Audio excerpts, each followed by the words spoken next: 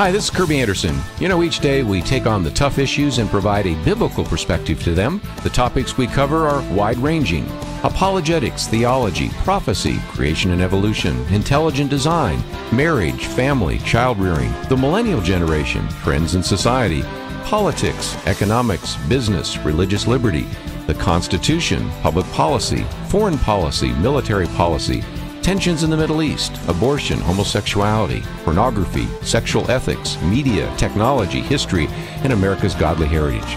We talk about anything that affects your faith, your family, or your freedom. So don't go anywhere, because Point of View starts right now.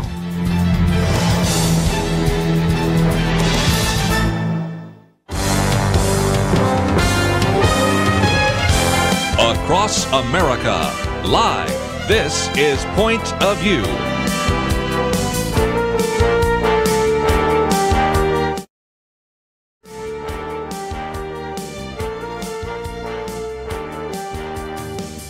And now, Kerby Anderson. Thank you for joining me today. It is our Millennial Round Table. No, I'm not a millennial. I'm kind of the honorary millennial. Dr. J. Nicholas Pitts usually is sitting here. He's out today, but I have two millennials sitting across from me.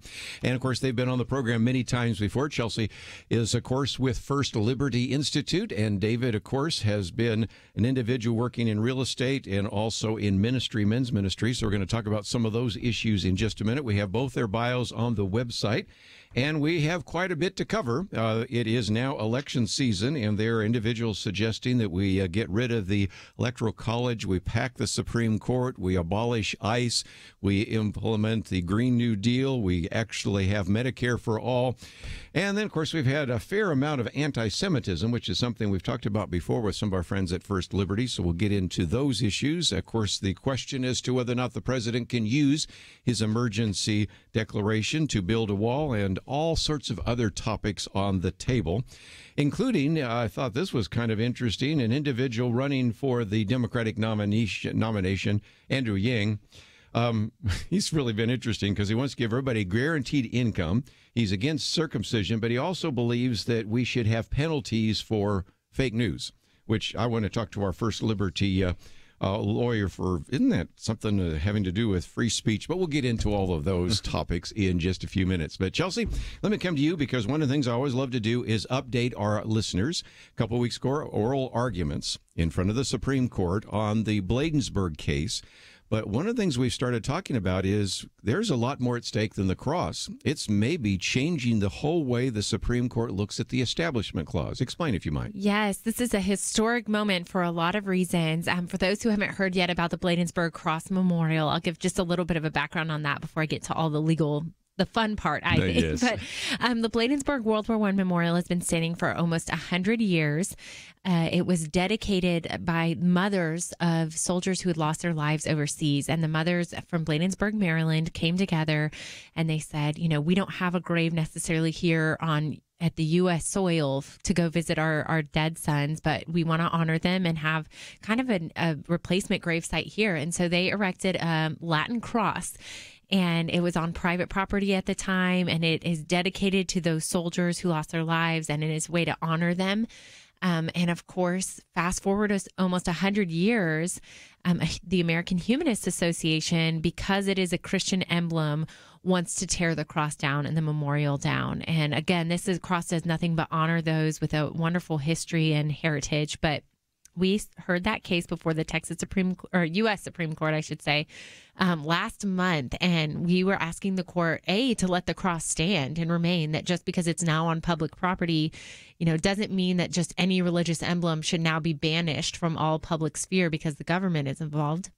But the other thing we asked for in that case, which I think is of great historical significance from a legal standpoint rather than just like a memorial standpoint, is we are asking the Supreme Court to overturn 40 years of jurisprudence that is so convoluted and confusing that the lower courts are begging the Supreme Court to change it. And that is the Lemon test. And so essentially, the Lemon test is a test from the 1970s that has said, if it looks like to a rational observer that the government is kind of endorsing a religion, it might be unconstitutional. Well, every rational observer is different, especially when you heard the oral arguments. they brought up Jewish adherents might not be offended. Would Muslim adherents be offended? Everyone has a different view of these situations. And we're asking them to just overturn that issue and go back to what the founding fathers asked for. And that is a compulsion test for the Establishment Clause. Unless the government is forcing you to do something against your beliefs or forcing you to participate in a religion, really, the cross can stand, and other emblems and religious emblems matter, and it's okay that they belong in the public sphere. Yes. David, let me come to you for just a minute, because we're not lawyers, but I think we can figure this out pretty quickly.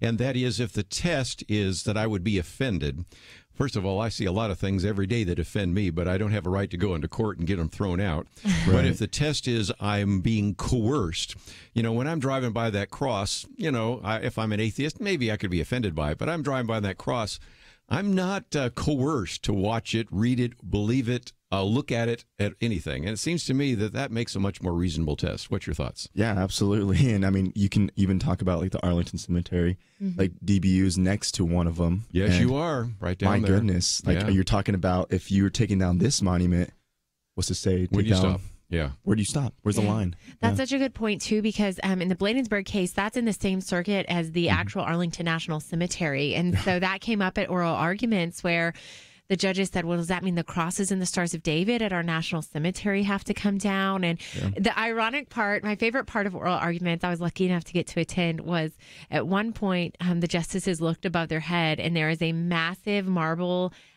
statue and carving. It's probably 20, 30 feet wide, and in the center of it is the 10 Commandments. Yes. And if there's no greater picture, I think, than of justice and the important role religion can play in the public sphere than that.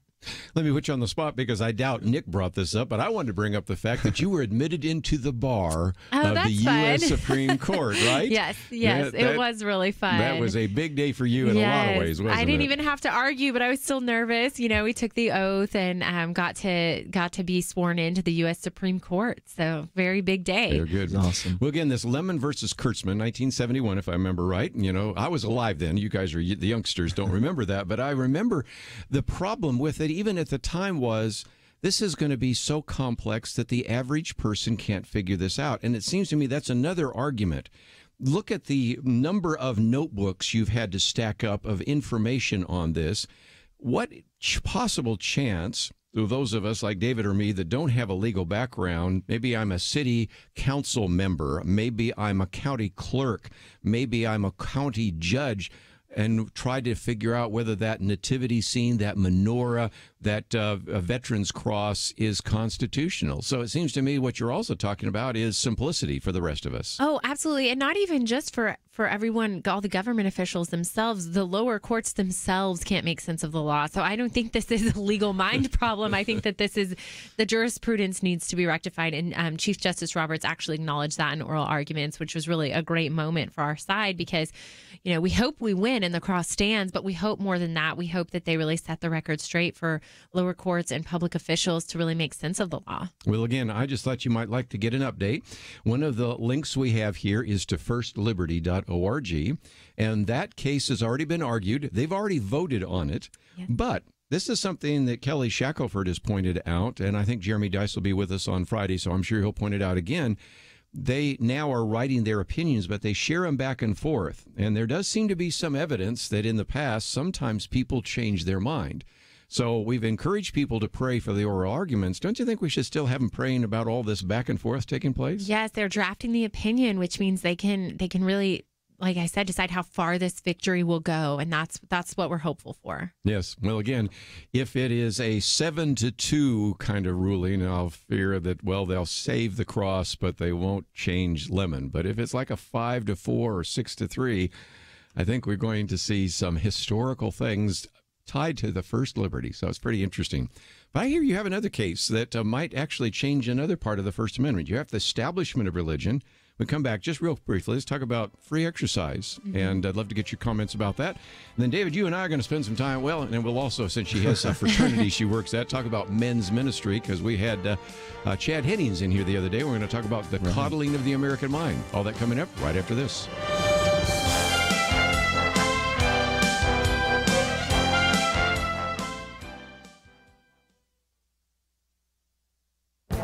This is Viewpoints with Kerby Anderson.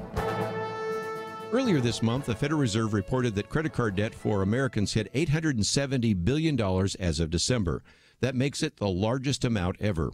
Obviously, credit card debt goes up in December because of shopping for Christmas, but this number is way above the credit card load for the past. Nearly 480 million credit cards are in circulation, which is up 100 million from a decade ago during the recession. Using credit cards to purchase items isn't a problem if you pay off the credit card each month. Many Americans are not doing that. About 37 million credit card accounts had a 90-plus day delinquency mark added to their credit report last quarter. That's an increase of almost 2 million from the fourth quarter of 2017. As I've mentioned in previous commentaries, credit card debt isn't the largest debt owed by Americans. First is mortgage debt, second is auto loan debt, third is student loan debt. At least some of these other debts, there are assets like a house or a car attached to the debt load. Notice that credit card debt is increasing while incomes for most Americans is also increasing. Economists point out that while incomes are growing, some costs are growing faster. Some of these fast-growing costs are items like medical costs and food purchased away from home. One other item of interest is the fact that older Americans over the age of 60 are holding a significant portion of credit card debt. They account for about 30% of the total. My book, Christians and Economics, is now available in English and Spanish. In the book, I remind us of the dangers of debt. Proverbs 22:7 says, "The rich rule over the poor, and the borrower is a servant to the lender." Don't be enslaved by debt. I'm Kerby Anderson, and that's my point of view.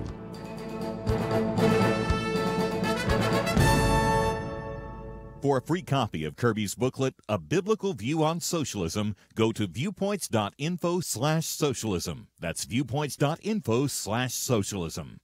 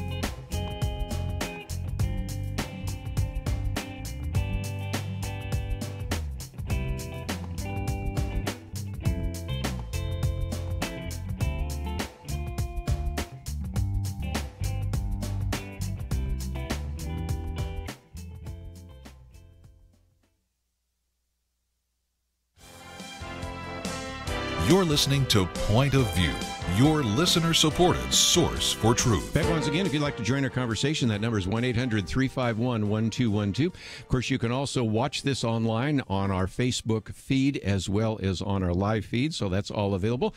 In studio, of course, we have Chelsey and David, who are with us so often here on a Millennial Round Table, and today I get to sit in for Nick Pitts, and because of that, I want to come back to one other legal issue, because Chelsey, we recognize the First Amendment talks about the establishment of religion, and that seems to be where almost all the religious liberty cases are coming, but there, if I'm historically correct, there's also a free exercise part. But I noticed even when you at First Liberty brought your case for some of those, like Aaron and Melissa Klein, and especially Coach Kennedy, especially the Kennedy one was sort of more a free speech rather than free exercise. And that goes back to another one of those cases I paid attention to. I used to live in the state of Oregon for a while, and they had a case known as the Smith case, which seemed to make it more and more difficult to actually argue these cases on free exercise. And yet, as I understand that even though they decided not to take the Coach Kennedy case, they had a little footnote. Can you explain that for us? That's right. So Coach Kennedy is our coach out of Birmingham, Washington. He was fired from his school because he took a silent prayer on his knee in the middle of a football field at the end of a football game. So if you can imagine that, yes, fired for praying quietly. I mean, they didn't know whether he was tying his shoe or not, really, yeah, but right. They did know he was praying. So he was fired for that. Ninth Circuit actually held that firing was okay because, I quote, it was in public view. So if anyone could ever see him praying because he's a government official, even though it was at the end of a government, a football game, that constituted an Establishment Clause violation. Well, the other side, as you mentioned, of the First Amendment is our free exercise rights. And that's so important. And we have so many clients who are fired for their beliefs. And we really, because of the way that, as you mentioned, historically these cases have shaken out, it's actually easier to win a case if you bring speech claims. And yes, that is, expression, your religious expression often comes through speech, speaking about your faith, talking to others about your beliefs, praying. That's all expressive activity.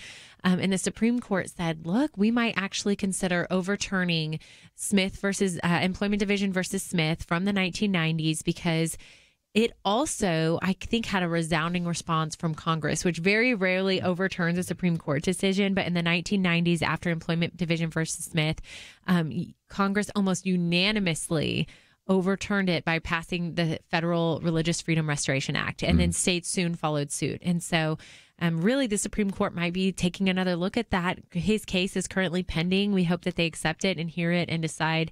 Well, they chose not to accept it. They sent it back to the lower courts. And we think ultimately, if we get back up, that they might decide to overturn Employment Division versus Smith.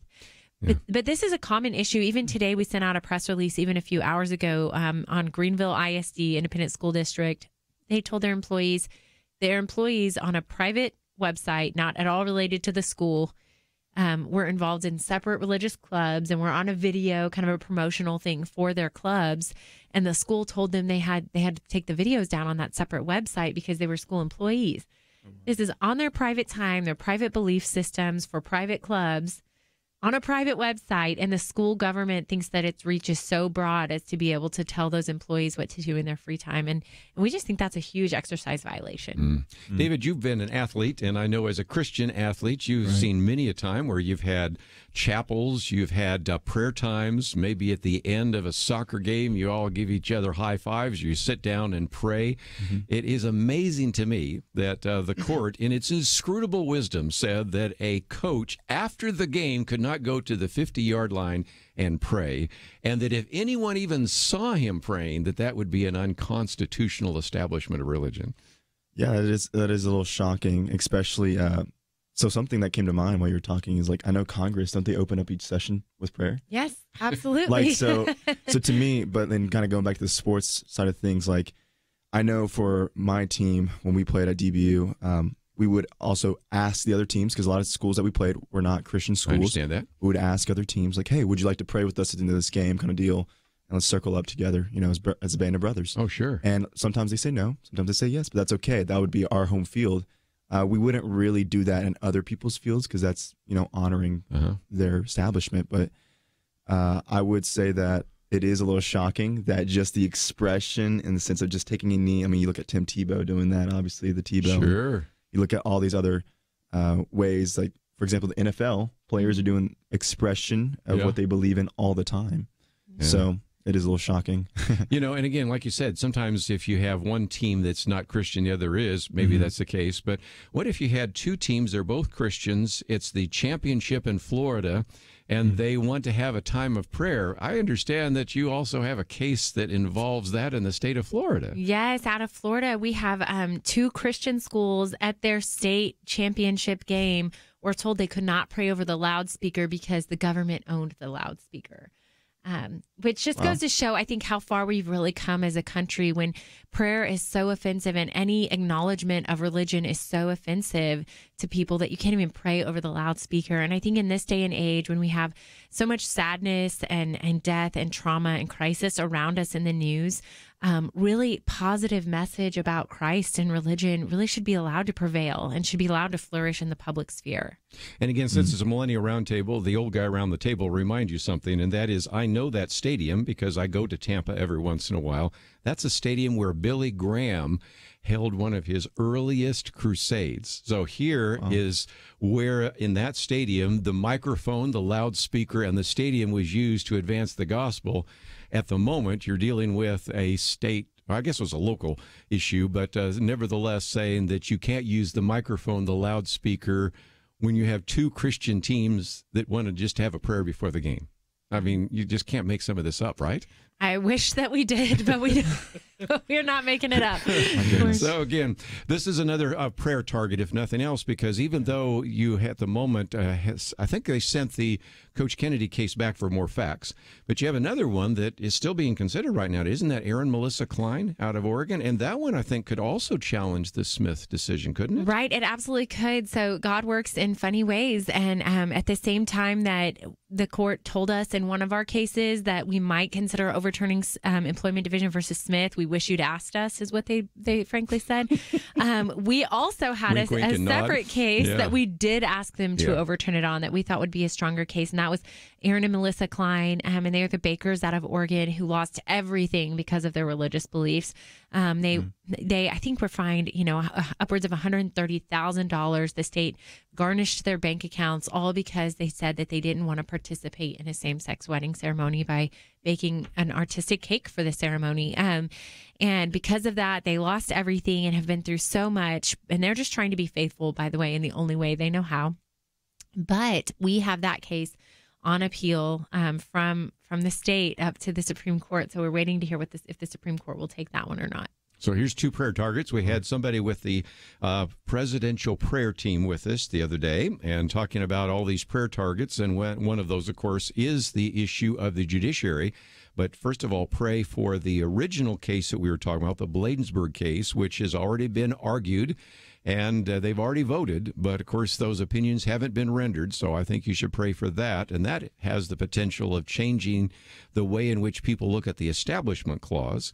And then number two, pray for Aaron and Melissa Klein, because that case is being considered right now by the Supreme Court as to whether or not they would take the case. Is that fair? Yes, that's right. And, really to put it in perspective, if they took the Klein case and if we won, what that means is that the government cannot infringe on your rights unless they have a compelling interest to do that. And that is an interest of the utmost importance. It would have to be, fire and safety provable for your facility for them to be able to shut it down. And it would make a huge difference for freedom in our country. Yes. Well, if both those cases went in the direction of First Liberty, they'd be writing books about you, or at least you'd be more than just a footnote. They would. Hopefully it'd be out of a job soon.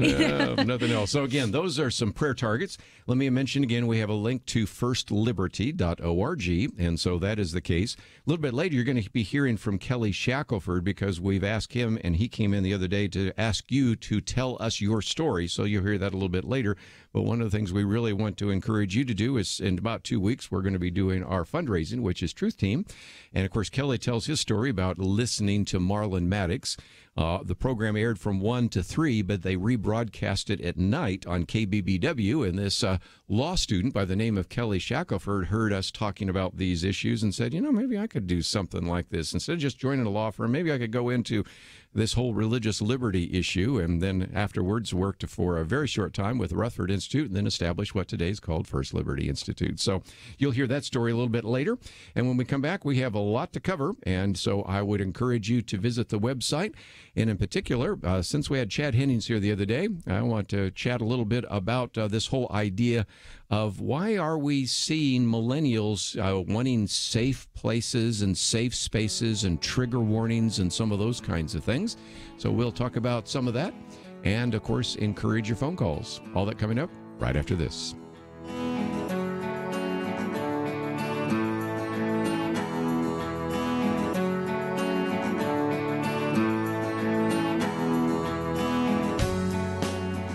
There is no more dangerous time than when things are going well.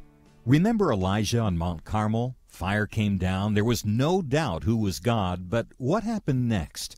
He went from amazing faith to a time of great fear and depression. Many Christians have been very thankful a certain Democratic candidate for president was not the one to nominate 2 replacements for the Supreme Court. But as with Elijah, times of great victory are also times of great danger. Moments like this are not the time to take it easy. This is not the time to let our guard down. This is a time to double down on our work in the community, to serve and pray and plan and invest in a better future. This is the time to join Point of View's Truth Team 360 to make sure today's promising gains are not lost tomorrow. Show your commitment to our future by visiting pointofview.net/team or call 800-347-5151. Ask to join the Truth Team. Pointofview.net/team and 800-347-5151. Point of View will continue after this.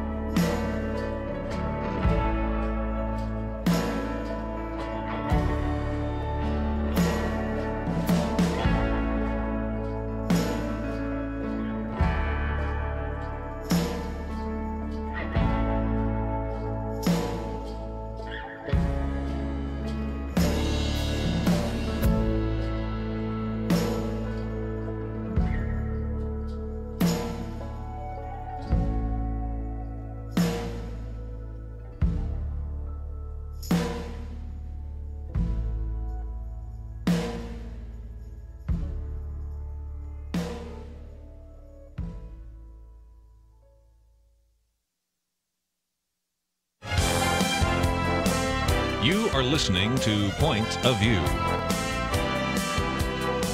The opinions expressed on Point of View do not necessarily reflect the views of the management or staff of this station. And now, here again, is Kerby Anderson. Back once again, if you'd like to join our conversation, 1-800-351-1212, the Millennial Round Table. Of course, we have Chelsey and David. And I thought for just a minute, I might pick up on this book, The Coddling of the American Mind. First of all, just a while back, I had a chance to hear Chad Hennings talk about the book at an event. Then the next day, Nick Pitts mentioned it, and I said, well, I'm reading the book too. Okay, we need to actually do an interview with Jonathan Haidt. Now, interesting enough, Greg Lukianoff actually is with FIRE, so he is a Christian and actually a religious liberty lawyer Christian, if you will. But Jonathan Haidt is kind of a secular Jew, if you will. But it's interesting, they put this book together to really explain some of the things that were happening on college campuses. Well, you can summarize the book. As a matter of fact, I summarize it in this little booklet called Campus Unrest with the 3 untruths. And I thought I'd go around the table here and see if you agree with that, because one of those that they said is, what doesn't kill you makes you weaker. Now, you might remember that it was Nietzsche who said, what doesn't kill you makes you stronger. But there is this idea today, and David, let me come to you for just a minute, this idea of safetyism. Your generation, perhaps more, since you're a little bit younger around the table than the others around here, you probably had parents that wanted to really emphasize safety. Now, how those of us that are older survived without bike helmets and without all the concerns that our parents have expressed now, I don't know. But this concern about physical safety, which is a good thing, has morphed into emotional safety, which says, I feel threatened by some of the statements that you make, and so we need to have safe spaces. And if I'm a teacher, I have to give you trigger warnings because we might talk about something that might be disturbing to you. And so as a result, one of the things that they've identified is, especially on college campuses, but that's now made its way into our society, is we just can't talk about certain things. Have you noticed that? Absolutely. And I think that goes into this fact that a pastor once told me that we don't need more skilled laborers. We don't need more this, more that, smarter people. What we need is deeper people. Yes. Because a lot of times, even in those safe places, it's very shallow in terms of how, okay, I don't know how to express my emotions. I don't have this self-awareness. That IQ is dropping. That type of score is really, really dropping, especially in each generation as we go along. And so you see that by the way people interact. You're like, if you sit next to someone on the airplane, what's the first thing most people do? Headphones. Yeah. Unless you're someone who likes to talk to people. But you have a tendency naturally, especially people my age, to just like say, hey, bro, or hey, how you doing? Like, and then that's it. No one ever talks about anything else or go deeper. Personal vulnerability is something that's so rare now. You know, it's not safe. Well, and again, if you say something on your Facebook page, well, I'll just unfriend you, right? There you go. You know, and if you raise a question, I just can't believe that you said that, you know, and I don't want to talk to you anymore. Right. But if I go back to the First Amendment and what we've always believed to be part of the liberal experiment, which was what was originally suggested by the framers, it's that the competition of ideas is a good thing. What about that? Well, absolutely. I think the only way that you can really get anywhere in society is to have the dialogue and the discussion and have a meeting of the minds or agree to disagree, but really to be able to wrestle with the ideas and thoughts. That's true to human nature and also our heritage as a country, I think. And so the ability to express different viewpoints, to speak about them, to respect others' dignity, even when they diverge. I mean, that's just in the essence of, I think, what it means to be a good corporate citizen and a good American. Last week at the Millennial Round Table, we did talk quite a bit about campuses not being quote unquote safe, but for conservatives, and that conservative students particularly felt marginalized and not really free to share their views because of the way they're kind of demonized by liberals on campus. And so I almost wonder if the state of fragility and this whole safe places and the trigger movement is really targeted towards one type of ideological belief. So, and that's the liberal viewpoint, because I even had an intern, well, maybe I shouldn't even say, I won't say his name, but 2 summers ago from a law school that will remain unnamed. And the professor she said, if you're pro-life or pro-traditional marriage, stand up. And only 3 people in the class were actually brave enough souls to stand up. And he was one of them. And she spent 30 minutes with them all in a standing position in front of their classmates, berating them. Oh, of course. And so I don't think safe spaces are really safe spaces for everyone. I think they're maybe for one type of ideological viewpoint. Right. And again, if something is unpopular or contrary to political correctness. That's what gets vilified, right? Right. Yeah, and that's kind of one of those issues there. There's another part of that, and that is we really believe that, and this is what I've said before, conservatives and liberals still agree that you can have an honest interchange about that, but I'm making a distinction between liberals and the left. Dennis Prager uses that distinction. He says, you know, a typical liberal, Alan Dershowitz has been on this program a couple of times before. Alan Dershowitz and I probably disagree on just about everything you can think of, but we can have a very good, robust discussion. And at the end, he says, and he would always say, though I disagree with you, I would defend your right to say it. And I would say the same thing back to him. That's not the view of the left anymore. David, you go onto a typical college campus, there are certain things you cannot say. There are certain topics you cannot bring up. There are certain viewpoints that are just simply not allowed in the public discourse. Right. And, you know, I actually went to, a private school, but even in some places there, you have to be careful what you say, at times. But I like to say from a lot of friends that I have, they say, even at their, go to Texas A&M or all these other schools or whatnot, that there still are groups, and we're so blessed, being here in Texas, the Bible Belt, that's more acceptable, more, open per se. But if you go to different states, different areas, it's a whole other ball game per se. Well, it was interesting. It gets back to Chelsey's comment just a minute ago. Jonathan Haidt wrote an earlier book about righteousness, and there was a study that was done that they put together in which they required people that were conservative, moderate, or liberal to read through and answer the questions first as they would answer them, then to answer them the way they think a typical liberal would answer them, and then how they think a typical conservative would answer them.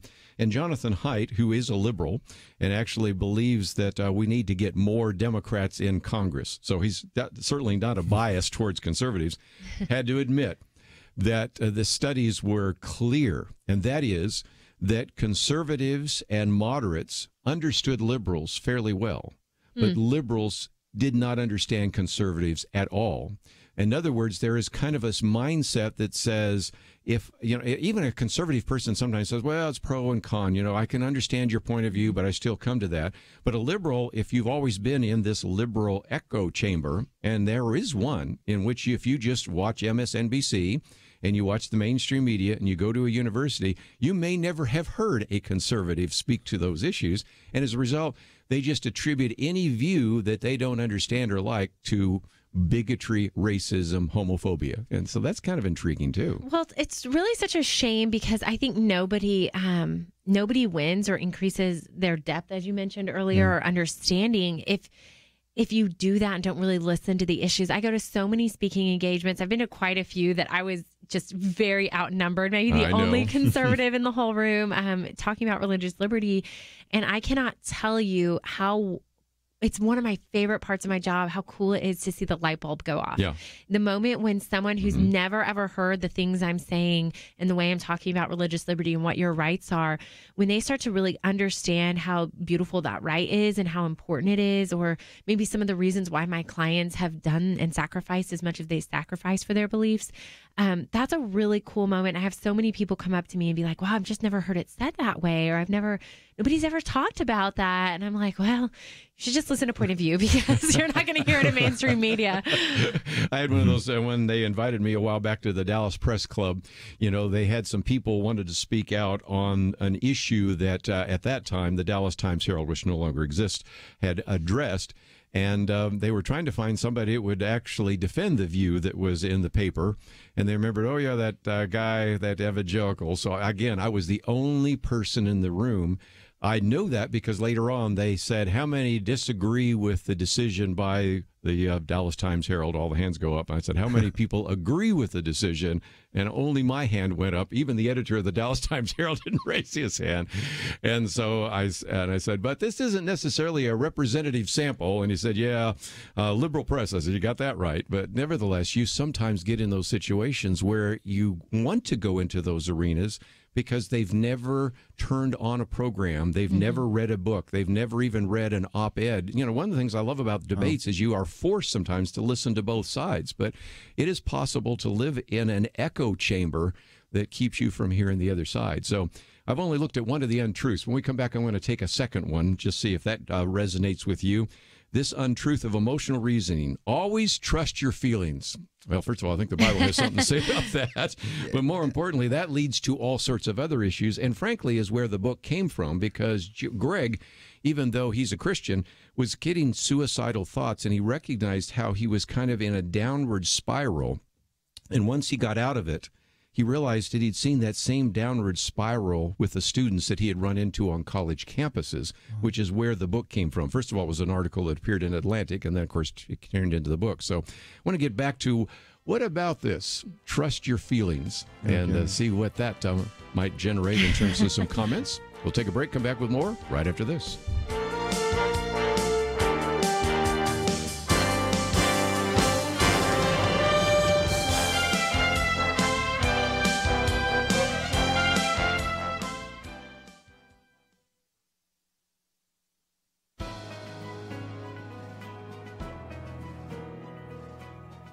Welcome to the First Liberty Briefing. I'm Jeremy Dice.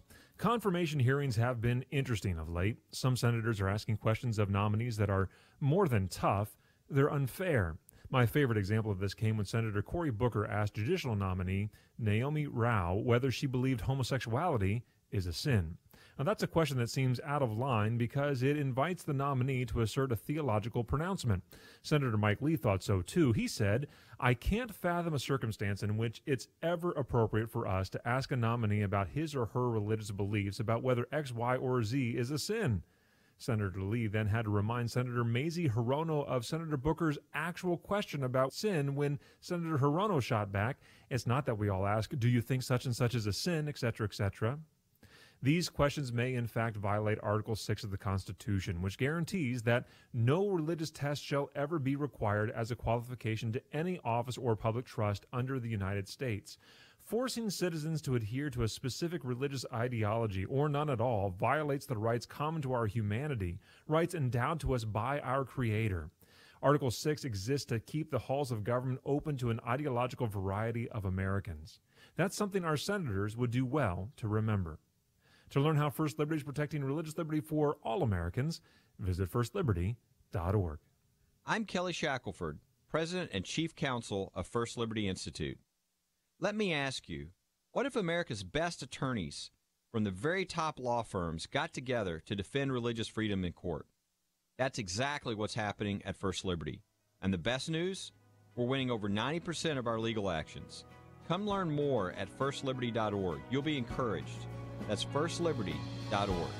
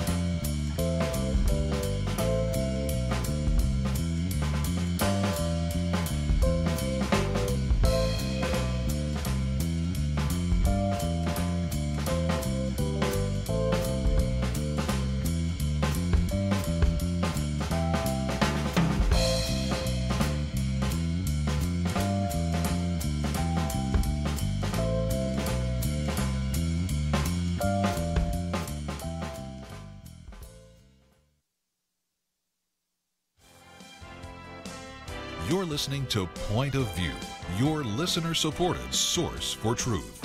Hi, this is Kelly here's Kelly. Shackelford, President and Chief Counsel of First Liberty Institute. My story of Point of View really goes back to when I was in law school. I would listen to this show, and I was just blown away that there was actually a show that would analyze what was going on in our current world through a Christian worldview. It was something that stoked a fire in me early that turned out what I would be doing with my career for the Lord. So that's my story with Point of View, and I'd like to hear yours. To share your story with Kelly and Kerby, you can call us at 800-347-5151, or you can do it online at pointofview.net/share-your-story. If we share your story with the Point of View audience, we'll send you a Bible stick as our thank you. That number to call is 800-347-5151 or online at pointofview.net/share your story. And again, we'd love to hear your story. You've heard Kelly's. We would certainly love to hear yours. And the first day we did this, we already had a number of you call in with your story.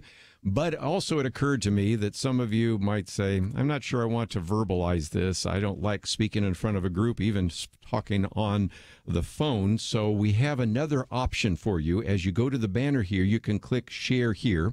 And one of those is where you could actually write your story out, or even if you would like to tell the story, you can write some of it out and we'll call you back. So we've made it a little easier. But again, if you would like to share your story, we are getting some great collections as well. 800-347-5151. We told the story about Kelly Shackelford. You know, Michelle Bachman said she started listening to Point of View when she was 19 years of age because she was dating this young man who later became her husband. And they made a point of listening to Point of View during the lunch hour every day. And so she began to get a political education. I remember, Chelsey, the first time that Penna Dexter and I introduced and interviewed on the air this homemaker by the name of Michelle Bachman, who then ran for the Minnesota legislature, who then later ran for Congress, and then later ran for the presidency. So you just never know. Your story may not be as incredible as Michelle Bachman's or Kelly Shackelford, but we'd love to hear it. And so, again, feel free to give us a call, and we'll be sharing that with not only the people that listen to this program, but others that might benefit from Point of View as well. Let me come back to one of the other untruths. I already mentioned this one. Always trust your feelings. And the point they're making is that now you're having people sort of in this negative feedback loop. And that's why there's people saying, if you just even say something like America is a good nation, that's a microaggression. Or if you say that we should actually hire people on the basis of merit, well, that's a microaggression. Things that we would think are actually just true statements are now becoming microaggressions and causing people to say, you're hurting my feelings and you don't have a right to say that. When I think of the wisdom in just trusting your feelings, I think, what if I let my 2-year-old trust his feelings? I think he'd burn the house down, really. Yeah. I mean, he would find a way. So, no, trusting your feelings, I think, the Bible obviously has a lot to say about that, but I think even just wisdom and rationale, just this gets away from the idea that there is anything fundamental truth. Yes. And I think that this is just, this idea to me really began a long time ago. When there was this kind of humanist idea that there's no fundamental truth. There's nothing. It's all, everything is, what's the word for it? Postmodern or political correctness or. Well, yes, but just that that there's no real reason or truth, that it's all whatever you think it is. Yeah, personal truth, this is like just that one generation removed. Yes.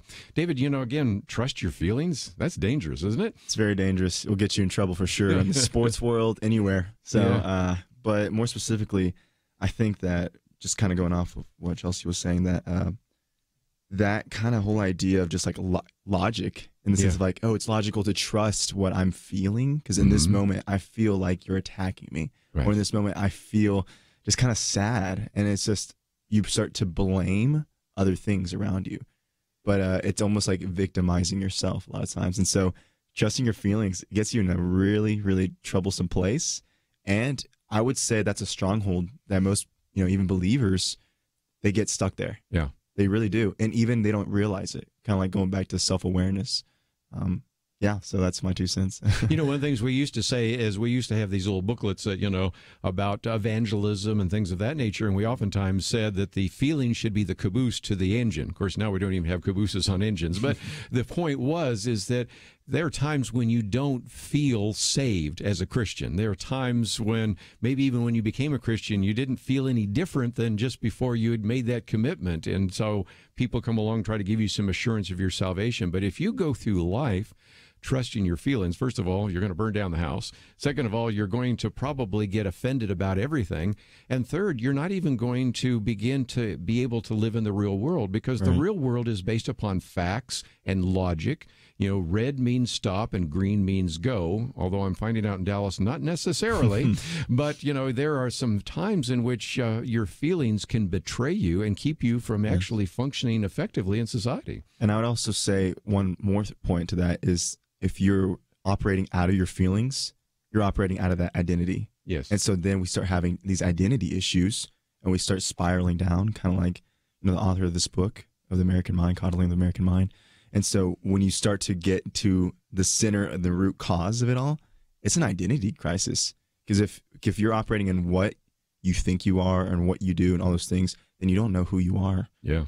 So. Well, and that gets to the third untruth just before we take a break, and that is there's a battle between good people and evil people. My commentary tomorrow is about contempt, because there was a very good piece written by Arthur Brooks, who's the head of the American Enterprise Institute, but also has a new book out in which he's arguing that it isn't just incivility, it's contempt. In other words, we're the good guys and you're the bad guys. And that's kind of this tribalism we see right now, people working out of their identity. What about that? Oh, absolutely. I think that we're in obviously such a polarized climate and culture. And even since I was in college, it's gotten increasingly so, where you're either on my team or you're my enemy is kind of the viewpoint of the day. And I think it goes a little bit back to the first point we were making, that that doesn't allow you to just open and have a dialogue and a discussion about anything that's real or authentic. It's everybody lives in their own echo chamber, and it doesn't do justice to our causes. And I think one point that I really like that you made, Kerby, is that I think there's a lot of human commonality among us, that we have evils that we should all as humans be fighting. That's sex trafficking is one of them. You know, we talked about Martin Luther King Jr. in the article you did, talking about, you know, deep-seated racism and segregation was one of those evils. So there are evils that we could all combat and come together to do that, and injustices. But when we make petty fights and issue politics really our center point and what our focus is on, we never really, I think, eradicate those real injustices and issues. Well, again, we've done a pretty good job of summarizing just part of the book, but a very significant part of the book, Coddling of the American Mind. We do have some commentaries on it. It's also in the booklet. And my commentary tomorrow is on the whole culture of contempt. And I love Arthur Brooks at the end, because he says, you know, sometimes when we see this conflict, we say, well, we should have less disagreements. He said, no, it's not that we should disagree less, we should disagree better. A robust interchange of ideas, which is what Point of View is all about, is exactly what we need here in America. So we're going to take a break. When we come back, we have a lot of issues in the news. And if you find yourself saying, well, I'd like to know a little bit more about what Chelsey and David are doing, we have both of their links on the website. We've posted a couple of these very good articles that I'm sure you'll find helpful. And most importantly, since we'd mentioned it just a minute ago, and Kelly Shackelford suggested it, we want to know your story. So go to the website, pointofview.net, click on the banner there, and that will be an opportunity. Maybe a little bit later, my Viewpoints commentaries on credit card debt. The worst debt, of course, is mortgage debt, but we understand that. Then student debt, then credit card debt. All of them over $1 trillion. We'll talk about that right after this.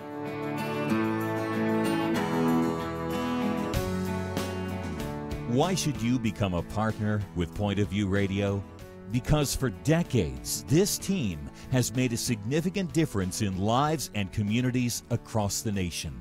Because America is dying for lack of biblical wisdom about life and culture. You should give because your gift will make possible cutting-edge information on issues that matter, information you won't hear anywhere else. Why?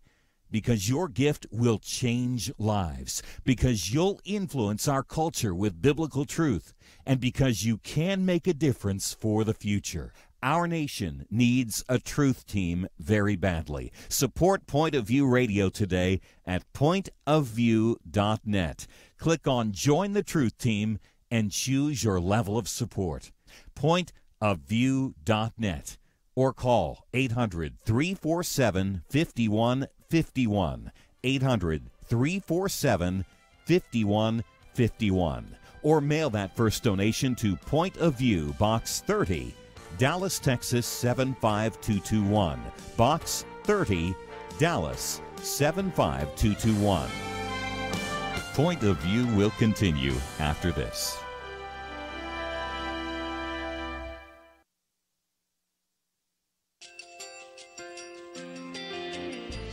I just want to thank you so much for all the wonderful programming you have.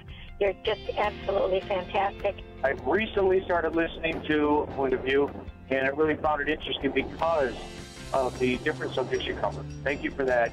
I really appreciate everything that you do in keeping us informed. Thank you, Kerby, for everything that you have been doing. I appreciate all the work that you're doing, advocating for the Word of God. Thank you so much.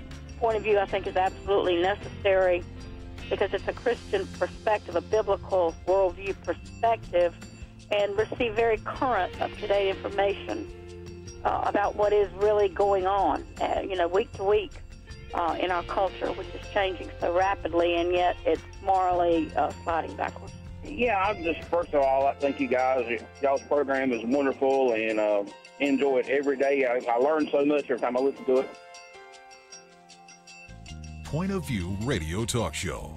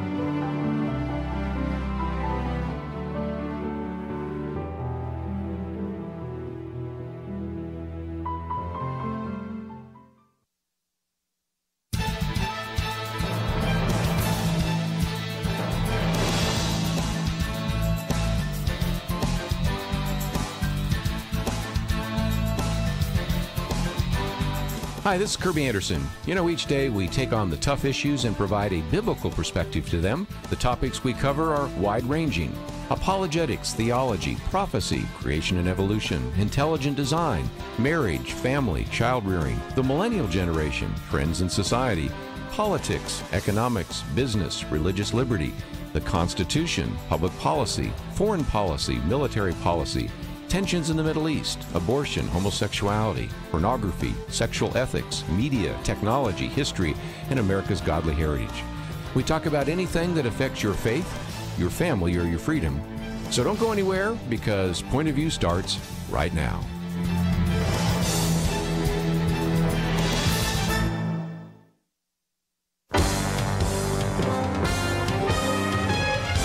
Across America, live. This is Point of View.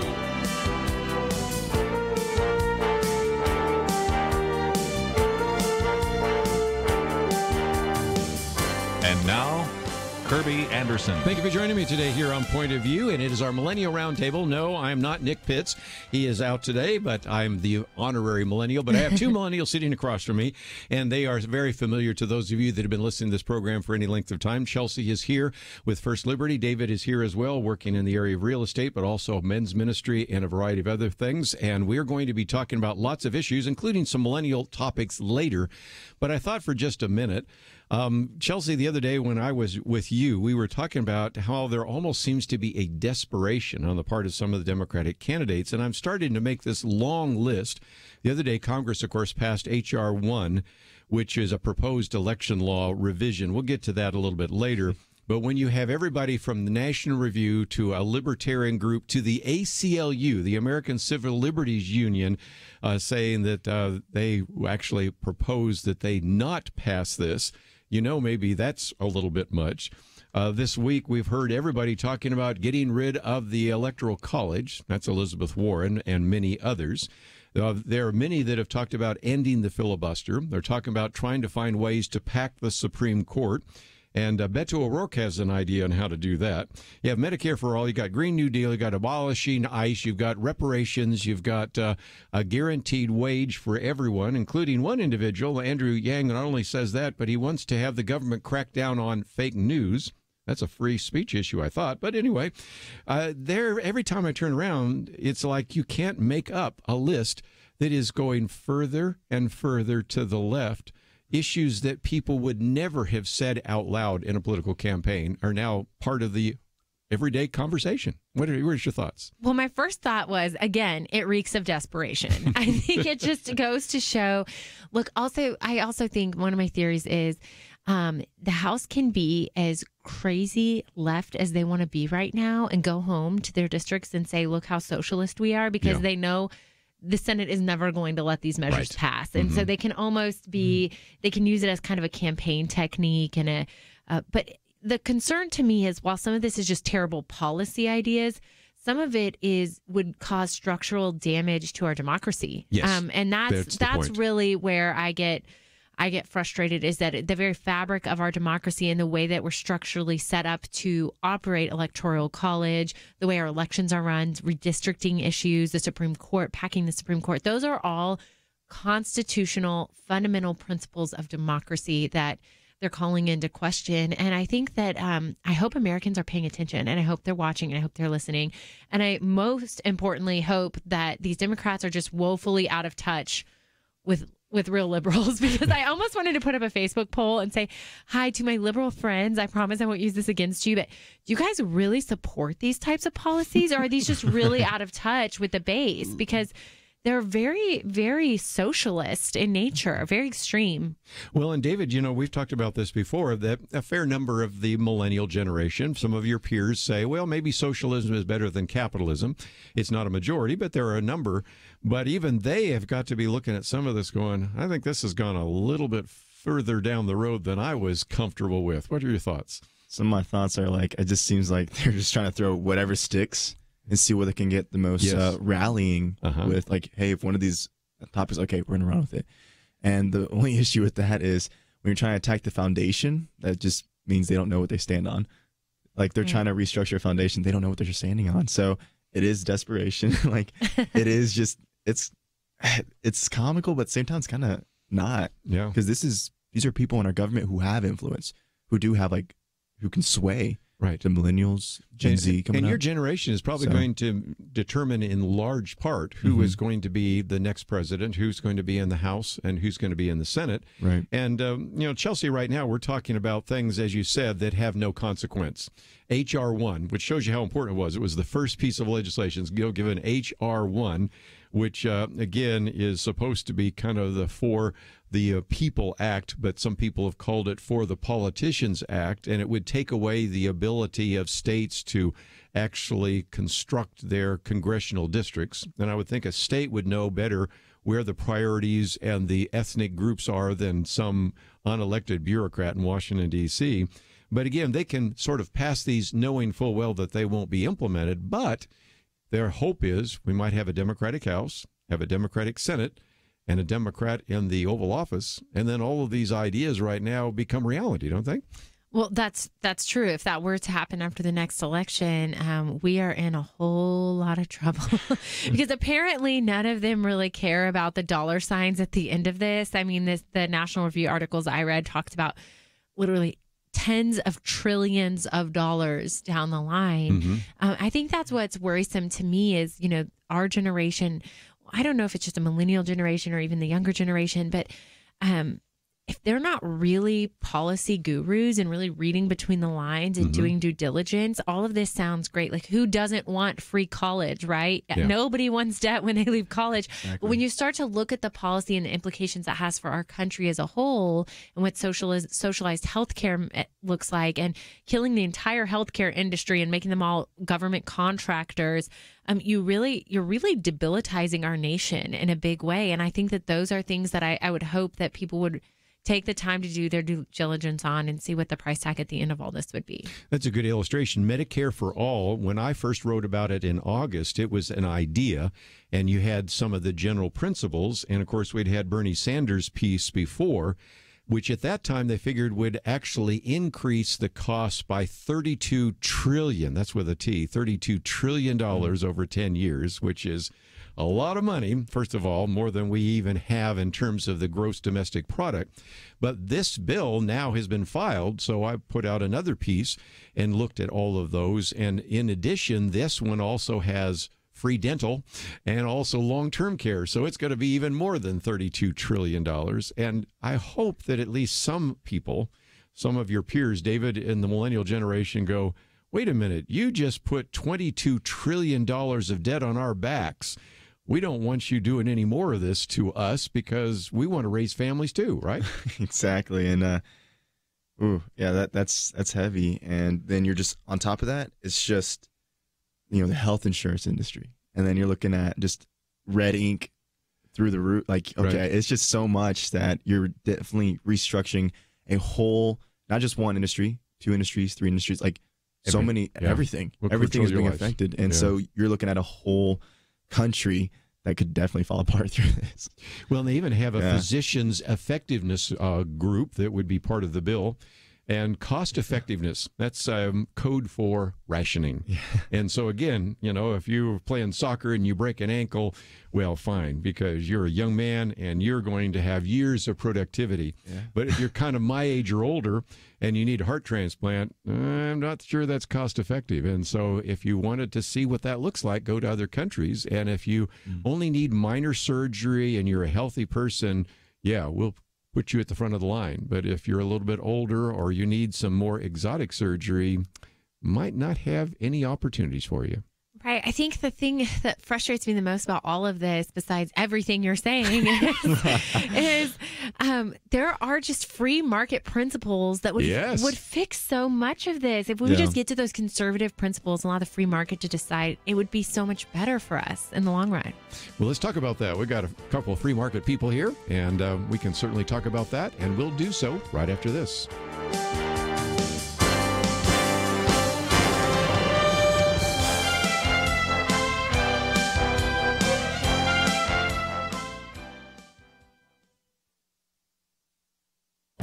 This is Viewpoints with Kerby Anderson. Earlier this month, the Federal Reserve reported that credit card debt for Americans hit $870 billion as of December. That makes it the largest amount ever. Obviously, credit card debt goes up in December because of shopping for Christmas, but this number is way above the credit card load for the past. Nearly 480 million credit cards are in circulation, which is up 100 million from a decade ago during the recession. Using credit cards to purchase items isn't a problem if you pay off the credit card each month. Many Americans are not doing that. About 37 million credit card accounts had a 90-plus day delinquency mark added to their credit report last quarter. That's an increase of almost 2 million from the fourth quarter of 2017. As I've mentioned in previous commentaries, credit card debt isn't the largest debt owed by Americans. First is mortgage debt, second is auto loan debt, third is student loan debt. At least some of these other debts, there are assets like a house or a car attached to the debt load. Notice that credit card debt is increasing while incomes for most Americans is also increasing. Economists point out that while incomes are growing, some costs are growing faster. Some of these fast-growing costs are items like medical cost and food purchased away from home. One other item of interest is the fact that older Americans over the age of 60 are holding a significant portion of credit card debt. They account for about 30% of the total. My book, Christians and Economics, is now available in English and Spanish. In the book, I remind us of the dangers of debt. Proverbs 22:7 says, "The rich rule over the poor, and the borrower is a servant to the lender." Don't be enslaved by debt. I'm Kerby Anderson, and that's my point of view.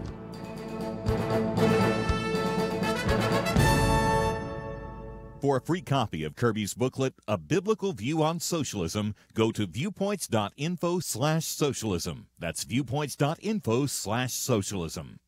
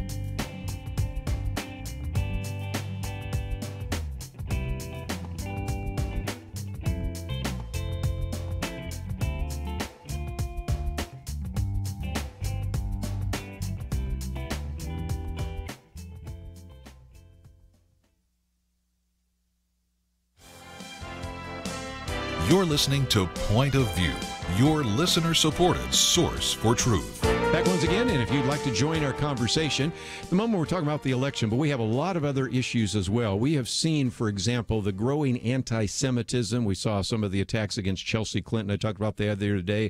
Now we have some more evidence coming in that even though hate crimes are leveling off, there's one category. It's more than 50% now are attacks against Jewish people, synagogues, and cemeteries. And we just had another attack at a Jewish cemetery the other day. So we'll talk about that a little bit later. Of course, we've been talking about some of these bills. And then a little bit later, we're going to get into some of the other millennial issues that are relevant. But I thought for just a minute, Chelsey, you brought it up. Let's talk about that. There is a free market principle that could work in these areas like healthcare. Let's talk about that for just a minute. And I had a commentary come out earlier in the week on medical transparency. I went to the doctor the other day. I had no idea what it was going to cost. Even as the doctor said, okay, here are the tests we're going to run, he never talked about costs. And so I came to the payment, to the receptionist window to find out what I owed. And fortunately, there wasn't too bad a sticker shock. But the same day, I took my family to a restaurant. Not only do we know what everything cost, but they had pictures of it in the menu. So even before I got my bill, I'd already kind of mentally constructed what I was going to leave as a tip because I knew exactly what it was going to cost. We can go to a restaurant. We can see a menu. We can see the cost benefit of what we might purchase. You can go to a store and see what it's going to cost. But in the medical field, number one, you don't know what it's going to cost. And number two, of course, everybody else is paying for it, which is silly because with all of our deductibles so high, guess what? We're paying for it. So it seems to me that we already understand in every other field except healthcare that cost benefit free market principles work? Why can't we use them there? Well, that's the question of the day. I wish we could. I think privatizing the healthcare industry would just lead to so much better results and options for everyone. Even just having a baby has been, I know I'm an attorney, I'm supposed to understand these things, but understanding my insurance policies, and there's a hospital bill and an anesthesiologist bill, but then there's this, my doctor, there's so many, it's so convoluted. I can't make heads or tails out of it. I don't know what I'm getting into. And it's frustrating as a consumer, but I think if we just got back to privatizing everything, I think we also want to attract good doctors. I mean, part of this is quality of healthcare, and if all doctors are government contractors under this new healthcare universal Medicare plan, I don't think we're going to attract the highest quality doctors to go spend hundreds of thousands of dollars at medical school, be top of their class, to go make peanuts as a government contractor. It just does not work that way. That's not the reality we live in.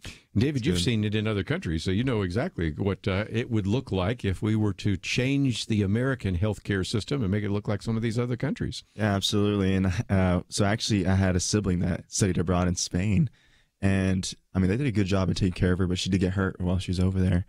And so it was interesting because she was telling me of all like the paperwork, first of all, and then the communications between her and my dad and my sister.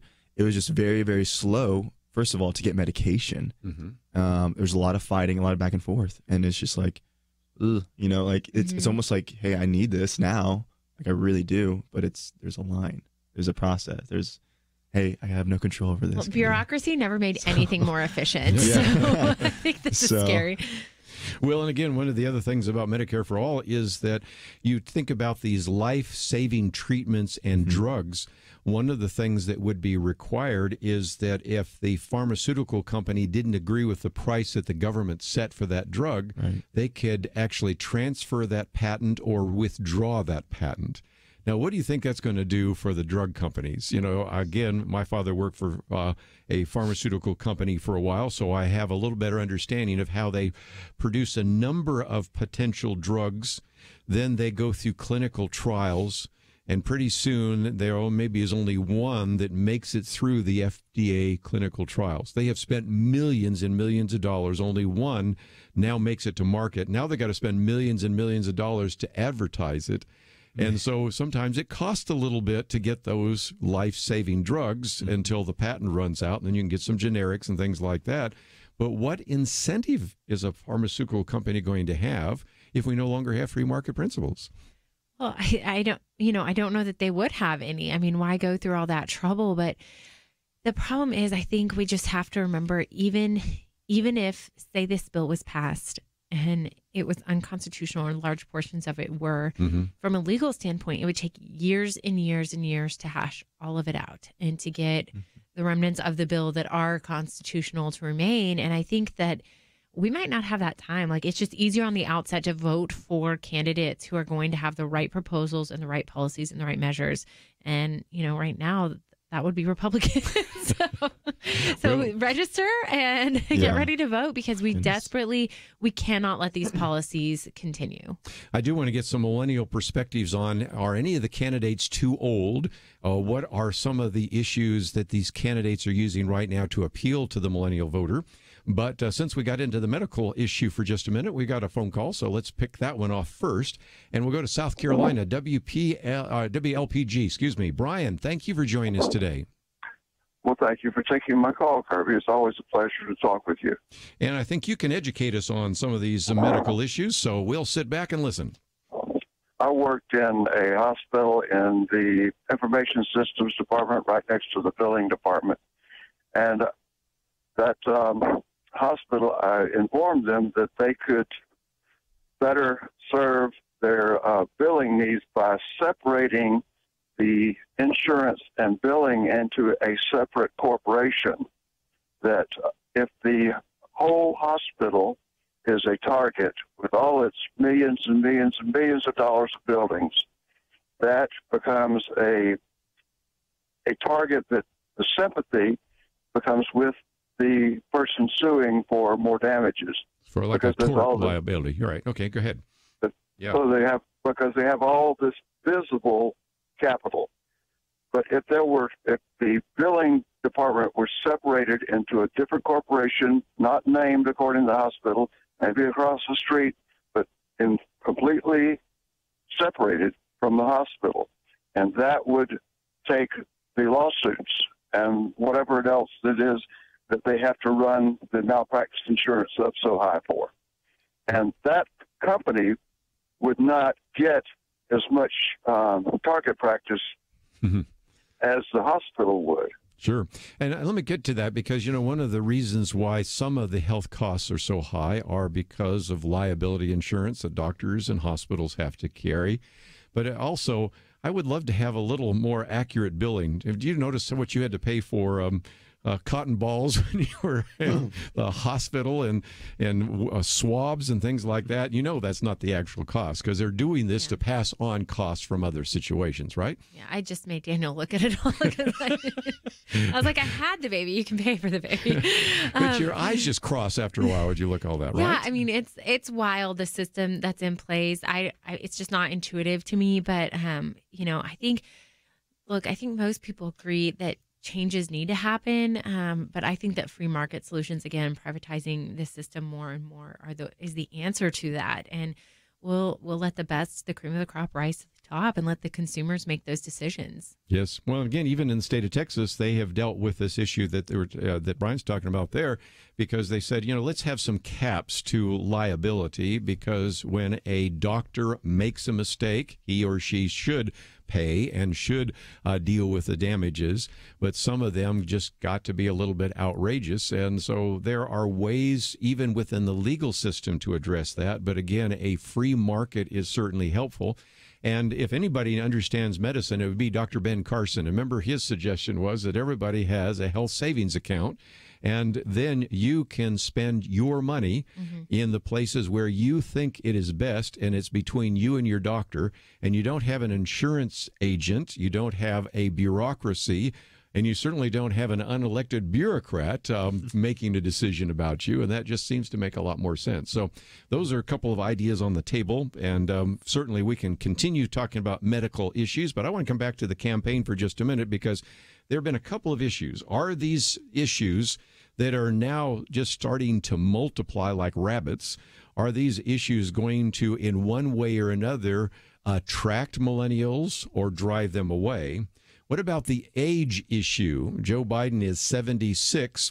By next year, he'd be 77, almost 78. He would be older than Ronald Reagan was, and so that's an issue. Bernie Sanders is 77 right now, and millennials last time kind of liked Bernie for some of his ideas, but now are they going to see these are old white guys and they don't have a chance? Because I wrote a commentary a while back about what I call a woke primary. You're starting to see, this idea that some of these individuals, these white males, don't have a chance. Sorry, Beto, don't think you have a chance. Well, then who is the nominee? So we'll go back and talk about some of that with our roundtable discussion. And if you'd like to join us and join that discussion, 1-800-351-1212. We'll be right back.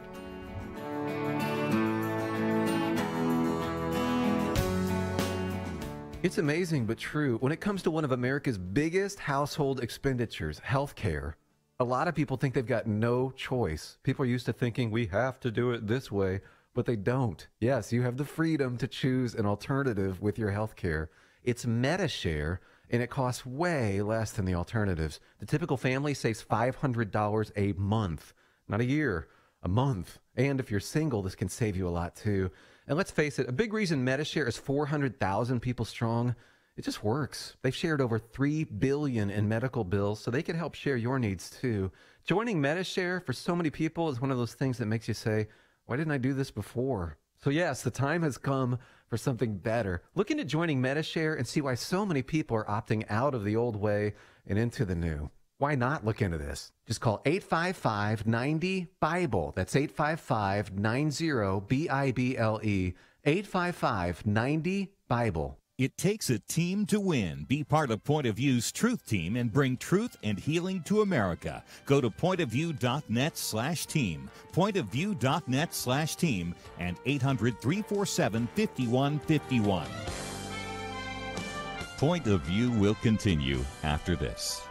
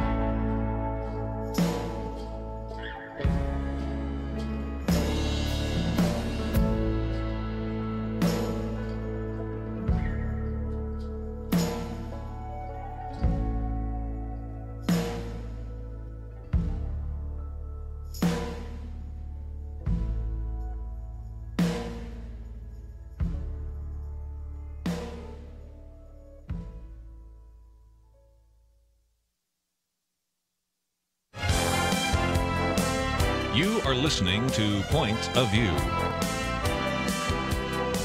The opinions expressed on Point of View do not necessarily reflect the views of the management or staff of this station. And now, here again is Kerby Anderson. Millennial Round Table today here on Point of View, and we have Chelsey and David. And let's take some phone calls too, 1-800-351-1212. So we'll go to Harry in the state of Texas. Who do you think might be the possible Democratic nominee? Well, I think that Cory Booker's got a big chance right now. I know that he recently announced that he was dating a major Hollywood celebrity, and it seems like that's something that's tailored toward the millennial vote to try to get the publicity out. I think that Beto's really only thrown his hat in to try to be a VP candidate. Right. He's already sent out text messages telling people if he were to run with Biden, would you support him? So, I mean, he's kind of coming in this with a defeatist attitude already. Yes. There's a very good piece I might recommend to people if they'd like to read it and get a smile. Sometimes you read things and you laugh out loud.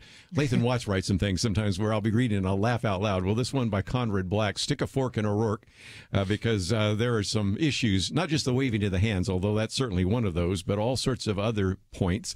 And he may be indeed running as VP, and I've heard some people say it might be Biden and Beto, if you will. Again, Joe Biden would have to say, I might only run for 4 years because he's 76 now. He could, by the time he takes the oath of office, be 78. He would be as old as anybody we could ever imagine. Bernie, of course, would be even older than that. So if age means anything to the millennial generation, that's one idea. Let me give you our theory, and that is Alan certainly has been on this program a couple of times here. Colonel Alan West has talked about the fact that he thinks it would be Kamala Harris. And I sort of thought that was a possibility until we posted an article last week by somebody who has done a complete analysis of the pros and cons, the money, and most importantly, let me talk about this, Chelsey and David, when the primaries are. I grew up in California. Our primary used to be in June. It was all over by then. The California primary will be March 3rd. The Texas primary is March 3rd. The primaries in Super Tuesday are all March 3rd. There's a few others that happen a few days later on the 7th. And then by March 10th, for sure it's over. But I think it's over on March 3rd. Well, if you have California in your back pocket, and it's possible that a senator from California might, and you have the kind of money and you're not one of those white males, I think that suggests that maybe indeed she could be the nominee. Any thoughts around the table? Well, I think that's a very convincing argument, Kerby. It's the best one I've heard yet. I don't have a pick yet because in my mind, the game is really the primary game because that's the candidate who's obviously going to go on if they're going to win the general. But what ends up happening in the primary is the most Democrat of Democrats or the most Republican of Republicans are the ones showing up to the polls. Right. It's not going to be median voters. It's not independent voters. It's not even millennials because we don't show up to the polls. It's going to be more your political activists, those who are involved, those who really care and are passionate about the issues, which means no doubt the Democrat elected in the primary is going to be one of the most liberal-leaning ones out there. Now, the question is, will that be enough to win the general? Because you really are going to need to pull some more median voters to pull off the general. So I do anticipate a very, very liberal Democrat being the one to win, all in all. And some people wonder whether or not we'll have split tickets. You know, is Howard Schultz going to run as an independent? If that's the case, a lot of Democrats think that, well, that makes it clear that Donald Trump would win re-election. Are you going to split with a traditional Democrat and a more radical Democrat running, and all sorts of questions that surface there? But if nothing else, just think of the huge media market of California. We have listeners right now in the state of California, and they know how huge that market is. Texas is a huge market. And then you start adding, let me just mention some other places where we broadcast in Georgia, all the way through the South and the mid-Atlantic states. After a while, you just can't exactly run your typical grassroots shoestring kind of campaign. I mean, you really just have to have a lot of money, which brings me to my next call. Who has a lot of money? Nancy in Texas, help us out here. Nancy, go ahead. Me? Okay. I'm actually from El Paso, and my family's been here since 1900. But what I've noticed for the time that I did live here, and then since coming back in 86, is this town only votes Democrat, very strongly Democrat. But that's not like the rest of Texas. So I do know that O'Rourke, his dad, was involved in El Paso politics, and he ended up in some trouble. But I do know his mother had a wonderful store.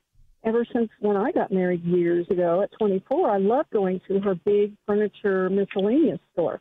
But there's a lot of money there. There's a lot of money behind his wife. Well, and again, he attracted a lot of donors when he ran against Ted Cruz, right? Yeah. Right. He has been a money-making machine. And he got California attention as well. Of course, they're also excited about the narrative about turning Texas blue. But he was on the Ellen show. I mean, I wouldn't count him out quite yet, even though he is a white male, even though he's apologizing all over himself for being a white male. I think that I wouldn't count him out. My fear about him is one of the very few things he's ever done as a congressman was that a very extreme abortion bill. And so he is very liberal. I think he's socialist. I'm not going to count him out just yet, even though Kamala Harris is obviously in the mix from California standpoint. I think that President Trump maybe feels most threatened by Joe Biden. And that's based on his mean girl tweets, because every time President Trump starts giving searing insults to someone, I think it's indicative. He's always said, I think that Biden is who he fears the most entering the election. And I don't know, maybe it's because they're in the same age range. They're both hard-headed businessmen to some extent. I'm not sure. Sure. What about the cool factor for Beto O'Rourke or Robert Francis O'Rourke? I mean, here is a guy that skateboards and is so cool in some respects, and is very vulnerable, obviously. Somehow, maybe that relates a little bit to the millennial generation. Any thoughts? Yeah, I mean, he was definitely trying to do that during like the cruise and that Cruz versus Beto kind of thing, trying to come off as more attractive, more just like, hey, I'm just like you guys kind of deal. And I don't know, like, I think he was really trying to attract more of like the next gen, honestly, Gen Z than millennials. Yeah. And I think it's almost a scary thing, because if this past election in Texas is any indication of how the country is moving towards, especially in the Bible Belt, especially down here in Texas, it can be just like, man, we need to start actually educating some of these guys and like showing them, where is this actually heading? What's the direction that this is actually going to go? That's one of the reasons we do a Millennial Roundtable. For those of you millennials right now, we're trying to educate you about a couple of issues, but there's another element of this kind of influence of the millennial generation and the Me Too generation, a few others, and that is what I called a woke primary. And to be woke, again, that's supposed to be a cool term. It is a cool term, Kerby. Alert and sensitive to injustice, And, of course, the woke ideas really hurt the governor of the state of Virginia in blackface, or even the attorney general, or even the lieutenant governor because of some allegations. But it's gotten so out of hand that Senator Elizabeth Warren had to apologize for pretending to be a Native American.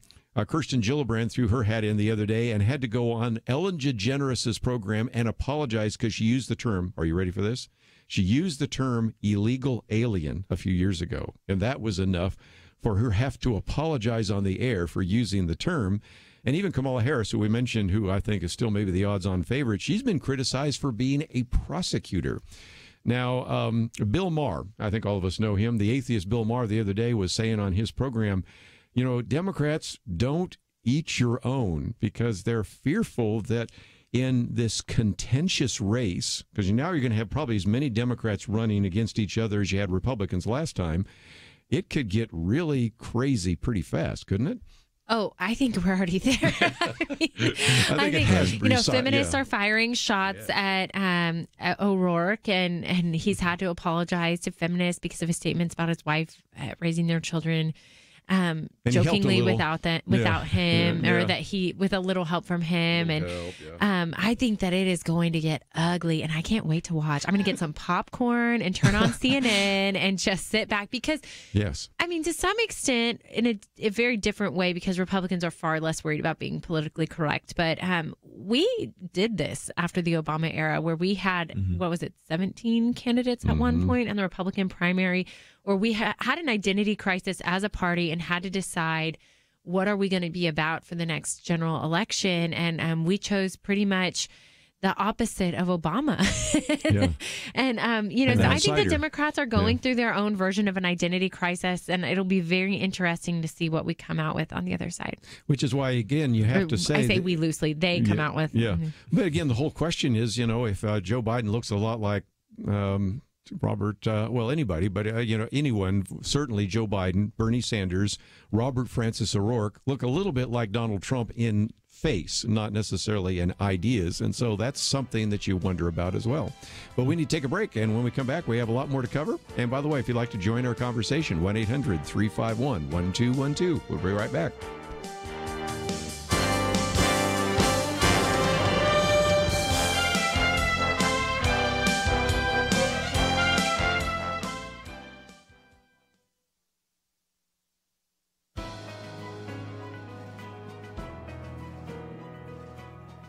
Welcome to the First Liberty Briefing. I'm Jeremy Dice. Confirmation hearings have been interesting of late. Some senators are asking questions of nominees that are more than tough, they're unfair. My favorite example of this came when Senator Cory Booker asked judicial nominee Naomi Rao whether she believed homosexuality is a sin. Now, that's a question that seems out of line because it invites the nominee to assert a theological pronouncement. Senator Mike Lee thought so too. He said, "I can't fathom a circumstance in which it's ever appropriate for us to ask a nominee about his or her religious beliefs about whether X, Y, or Z is a sin." Senator Lee then had to remind Senator Mazie Hirono of Senator Booker's actual question about sin when Senator Hirono shot back, "It's not that we all ask, do you think such and such is a sin, etc., etc." These questions may in fact violate Article 6 of the Constitution, which guarantees that no religious test shall ever be required as a qualification to any office or public trust under the United States. Forcing citizens to adhere to a specific religious ideology, or none at all, violates the rights common to our humanity, rights endowed to us by our Creator.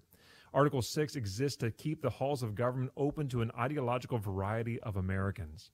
That's something our senators would do well to remember. To learn how First Liberty is protecting religious liberty for all Americans, visit firstliberty.org. I'm Kelly Shackelford, President and Chief Counsel of First Liberty Institute. Let me ask you, what if America's best attorneys from the very top law firms got together to defend religious freedom in court? That's exactly what's happening at First Liberty. And the best news? We're winning over 90% of our legal actions. Come learn more at firstliberty.org. You'll be encouraged. That's firstliberty.org.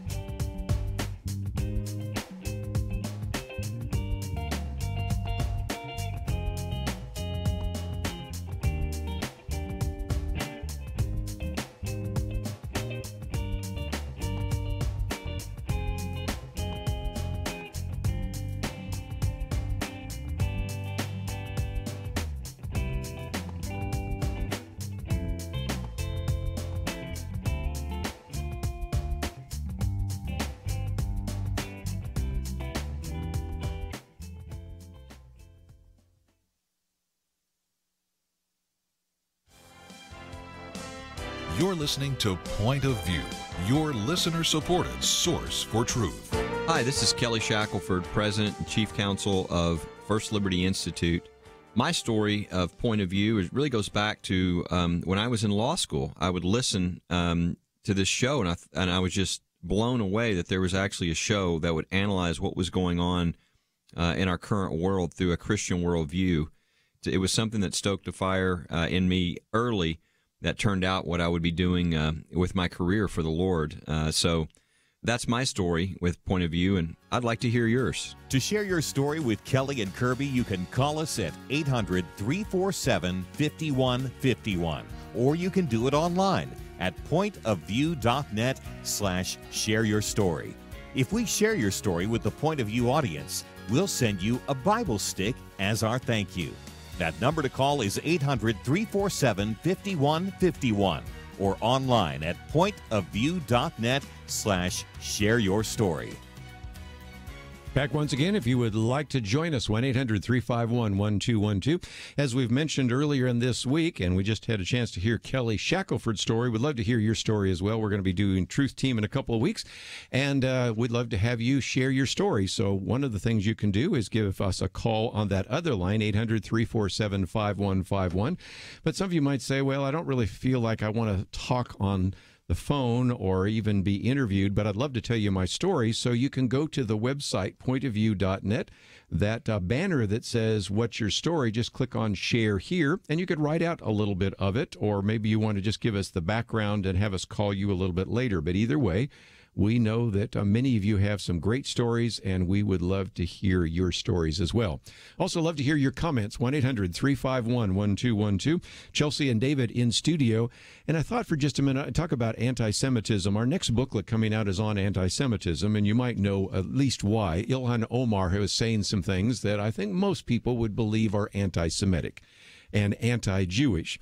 Well, one of the illustrations we used earlier in the week is how this is some cases even being used to shut down even conversation about anti-Semitism, because Chelsey Clinton, who had been critical of Representative Ilhan Omar, then goes to this particular vigil, and all sorts of students say the reason we had this shooting in the New Zealand mosque is because of your words. And so it's just gotten out of hand. And one of the things, Chelsey, you and I have talked about before, and I thought I'd bring this to our attention, here's another Jewish cemetery where vandalism has taken place. And if you look at the FBI statistics, and I have now for the last couple of years, the hate crime reports either are level or dropping down. The reason I say that is because some of those are false. I think most of you might have heard of an individual in Chicago who claimed that somebody in MAGA hats attacked him, and that one turned out not to be the case. There was this gender person in Michigan that had his house burned down.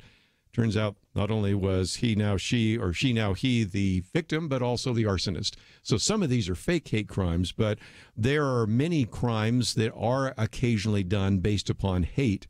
But the ones that have been most significant are anti-Semitic.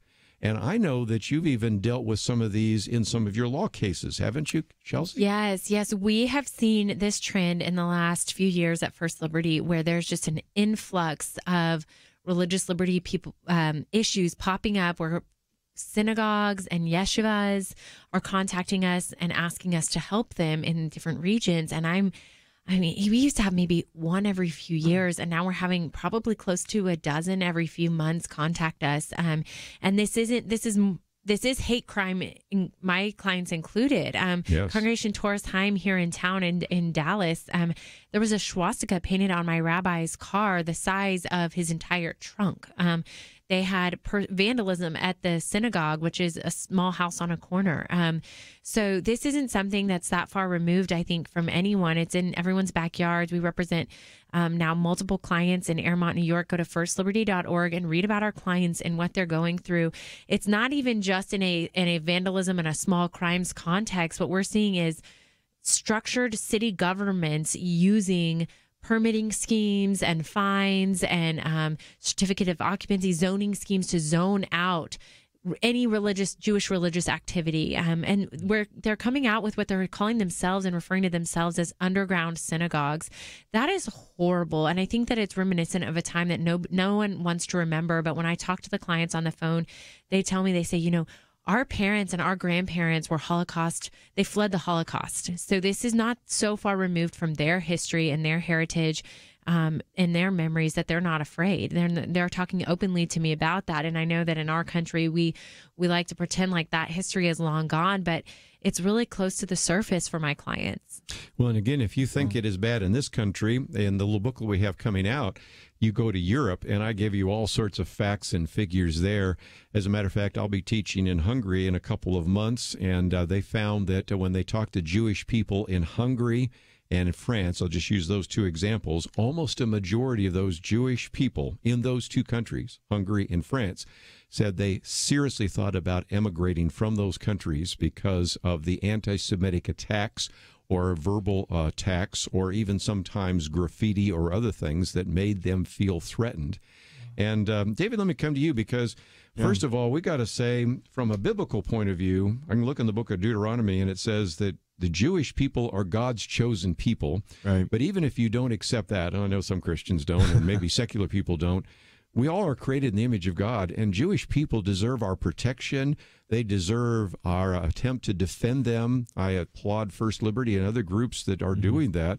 And this is just something where we as Christians should speak out. But when you have people like Chelsey Clinton and others being accused, or Donald Trump being accused of the reason why we have the attack on the mosque in New Zealand, it tends to stifle some of the comments that we need to make. Yeah. I mean, it's super sad and disheartening because you even see people kind of like going back far left. They're like, hey, let's coexist. Hey, let's just, my opinion's my opinion, all those things. But it just makes me wonder really what people feel and what they're trying to trust and all that. But I can't help but to think that, for Christians, that is basically where our, foundation, that's our roots, the Jewish people. And it's so amazing how when you get a grasp of the culture and the Jewish traditions and things like that, you actually start to understand a lot of the biblical context and the narratives of so many things, right? But it's just, it breaks my heart, honestly. Yeah, we're taking people to, again, Israel in October. This time we're going to Israel and Rome. Last time we went to Israel and Greece. And we just think it's important, first of all, to walk where Jesus walked and to walk where Paul walked, but also you learn a lot more about the Jewish culture and you recognize, if nothing else, just the insanity of anti-Semitism. To say that there's only probably 18 million Jewish people in the entire world, probably 7 billion people in the world, and to say that they're somehow controlling the media or they're the source of the problem, or to go to Israel, if you go there and realize it's about the size of New Jersey, it's surrounded by enemies that have 500 times the land size, and Israel is the problem. I mean, you can begin to see how some of this is really just insane or maybe spiritual. Yeah. Think about that. If the Jews are God's chosen people, what does Satan think about that? So maybe that's the idea. Right. I mean, it's always been hard for me to pinpoint and understand it because I don't understand how you could just victimize a whole people. But we talked about this earlier in the show where this is a human issue that we could all come together, and it could be something that instead of dividing us like so many politics do, that we could all come together as humans and say, everyone is deserving of dignity, and no one deserves to have hate crimes perpetrated against them, regardless of religion or creed. Well, again, one of the action items is to support First Liberty. Another is to get some of the resources we've been making available on things like anti-Semitism. And I think we should speak out. And even though I sometimes disagree with some of the things Chelsey Clinton says, matter of fact, oftentimes I do, she was right this time, and she did not deserve, nor does anyone else deserve, to be vilified for calling out anti-Semitism. Let's take a break. We have a lot more to cover, and we will do that right after this. It's amazing but true. When it comes to one of America's biggest household expenditures, healthcare, a lot of people think they've got no choice. People are used to thinking we have to do it this way, but they don't. Yes, you have the freedom to choose an alternative with your healthcare. It's MediShare, and it costs way less than the alternatives. The typical family saves $500 a month, not a year, a month. And if you're single, this can save you a lot too. And let's face it, a big reason MediShare is 400,000 people strong, it just works. They've shared over $3 billion in medical bills, so they can help share your needs too. Joining MediShare for so many people is one of those things that makes you say, why didn't I do this before? So yes, the time has come for something better. Look into joining MediShare and see why so many people are opting out of the old way and into the new. Why not look into this? Just call 855-90-BIBLE. That's 855-90-BIBLE. 855-90-BIBLE. It takes a team to win. Be part of Point of View's Truth Team and bring truth and healing to America. Go to pointofview.net/team, pointofview.net/team, and 800-347-5151.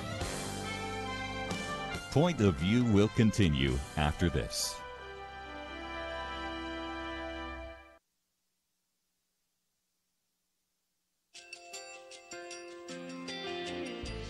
I just want to thank you so much for all the wonderful programming you have. You're just absolutely fantastic. I recently started listening to Point of View, and I really found it interesting because of the different subjects you cover. Thank you for that. I really appreciate everything that you do. in keeping us informed. Thank you, Kerby, for everything that you have been doing. I appreciate all the work that you're doing, advocating for the Word of God. Thank you so much. Point of view, I think, is absolutely necessary because it's a Christian perspective, a biblical worldview perspective, and receive very current, up-to-date information about what is really going on, week to week in our culture, which is changing so rapidly, and yet it's morally sliding backwards.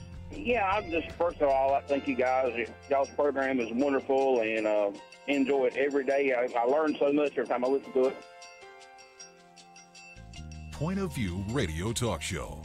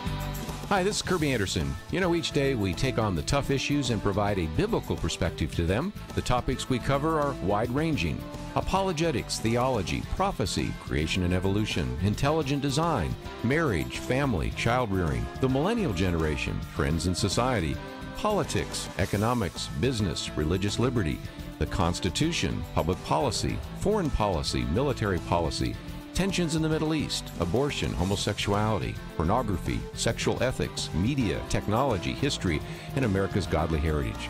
We talk about anything that affects your faith, your family, or your freedom. So don't go anywhere, because Point of View continues right now.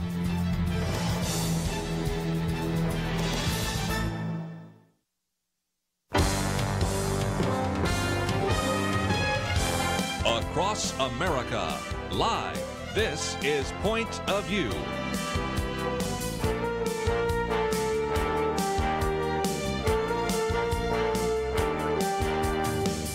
And now, Kerby Anderson. Back once again, and we have in studio with us Chelsey and David. I know David's going to have to head out a little bit later, so wanted to spend just a little bit of time talking about the millennial generation.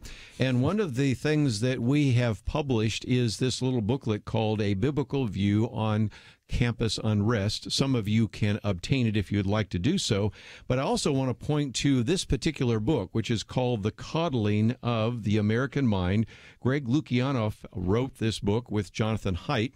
It is a book that I read, and I then knew that Nick Pitts had read it.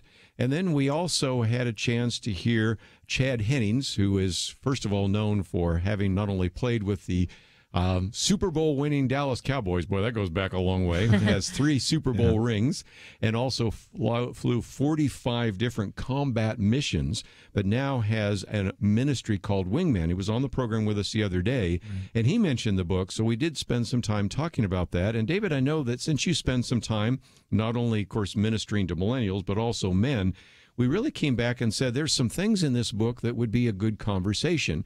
Right. And it's kind of interesting because Jonathan Haidt, let's be honest, we had him on the program. Nick and I interviewed him for an entire hour. And he came, and it does come to a lot of biblical conclusions about a number of things, even though he doesn't start from a biblical worldview. But in the book, he and Greg, who is a Christian, Greg is a Christian, Jonathan is not, have what they call 3 untruths. And I thought we might come to this for just a minute, because the first one is, what doesn't kill you makes you weaker. Now, Nietzsche, of course, said what doesn't kill you makes you stronger, but the point they spend some time talking about is safetyism, and that is we want to keep everybody safety and safe. Chelsey, was kind of interesting, is one of the illustrations they use is peanut allergies. They're now finding out that the reason your kids or any kids might have peanut allergies is because they weren't exposed to peanuts. Kids that are never playing in the dirt sometimes aren't as healthy. So there's a sense in which your immune system builds that up. But if we always protect them, if we always have helicopter parents, if we always have snowplow parents plowing the way, this emphasis on safety is sort of more from providing physical safety to emotional safety. And you've run into that in your ministry, where sometimes people say, you just can't say that. You're hurting my feelings right now. 100%. And it's interesting. I actually really go a lot into conversations. So many of my conversations, especially with people my age and even older than me, we talk about this. And it's so interesting, because then we see okay, the maturity of a guy who's in his 20s, a maturity of a guy who's in his 30s, a maturity of, and so on and so forth. And you see that a lot of it is because they have been either coddled, and so at times they feel even entitled to step into some areas in their lives, whether it's being a husband, being a father, and then they start going into these responses of fight or flight, and most of the time it's flight instead of fighting. And then because of that, we see that even in the Jewish culture, so kind of going back to that, you see how a lot of the names for man in the Hebrew context is that men are best grown through fire. Right. When they're tested, when they're stretched, when they are going through hardships, that is where that's when we learn, honestly. And it's one of those things that if you look back in Paul's ministry as well, he's like, rejoice in that time. Rejoice, because the Lord is doing a work in your life. He's going to show you, he's going to grow, he's going to mold you. And that is what we are going to be eventually if we embrace that. And we're going to start growing and maturing through so much, even in the midst of trials. So I think that is one of the biggest things of the untruths right there. We don't understand at times. So Chelsey, if you want to have your two boys eventually be resilient, it's to give them some challenges and let them fail. And one of the things that Chad Henning said the other day is I've learned much more from my failures than I ever did from my successes. But if every time you get a participation trophy and you never are allowed to fail, never had to learn resilience, that's not going to be a characteristic that's going to serve you later when you become young men. Right. I think I'm fortunate to sit where I am now because there's enough resources, material out there for me to like understand maybe some of the parenting mistakes. I'm going to make my own. I can't wait to see what we do to the next generation. But to know, like, I've heard this now enough that when we're on the playground, like we were yesterday, and, I let my 2-year-old climb a little bit too high and he fell and he was fine. He's totally fine. Nobody called anyone. But, he's like, oh, Mom, that was too hard. And I was like, no, we're going to try again. And this time I'll help you. But I made him do it again. And because I want him to be confident and to see him at the top when he did it, he was so much happier with himself and he stood a little taller and there's these first graders around, carrying him around the playground. I just let him a little bit because even though it made me uncomfortable as a mom to watch that, I'm learning that, he has a warrior spirit. He really does. He's my passionate kid. He's my strong-willed kid. And I see that he needs to explore. He needs to try. He needs to fail and figure it out. But I'm sure, there's so many ways I have to grow in other areas. So, feel free to send me your parenting advice. That's for sure. But David, you're a soccer player, and I mean, it probably makes your hair hurt to think about the fact that lots of times they'll play soccer games and not even keep score, and everybody gets a trophy. Oh my goodness. I have a big participation trophy is just, if you know me and if you spend enough time with me and that topic comes up, I do get heated in it because I'm just like, people are like, oh, but everybody's a winner. And it's like, no, not everyone is a winner. Like, people have put in so much time and effort in certain skills and crafts. And I'm not saying like that should be your identity, that should be your everything. But at the end of the day, like, that is not going to help anyone. Life, the reality of a lot of things is it's going to hit you in the face. And are you willing to get up again? A lot of times it's the way you respond in the midst of those trials that really define character.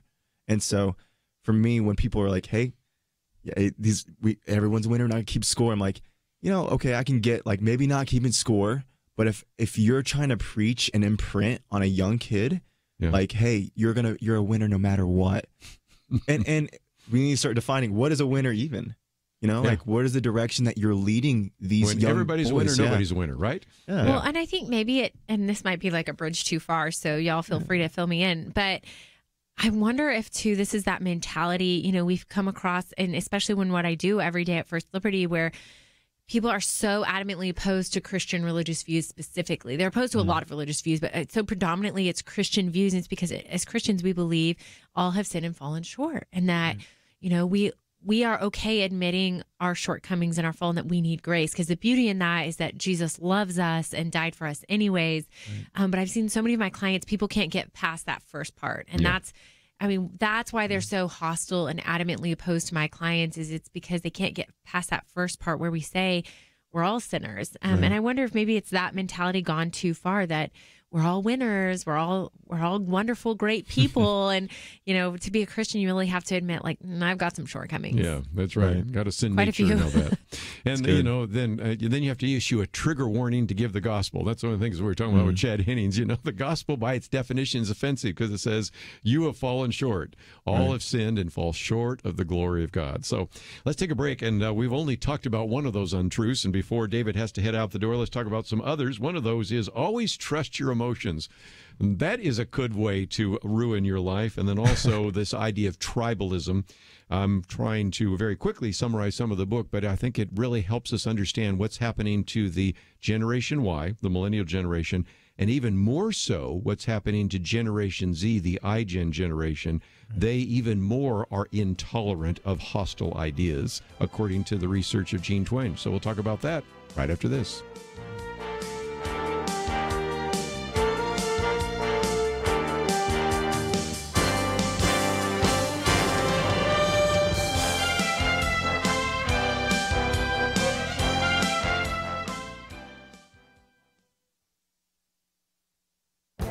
This is Viewpoints with Kerby Anderson. Earlier this month, the Federal Reserve reported that credit card debt for Americans hit $870 billion as of December. That makes it the largest amount ever.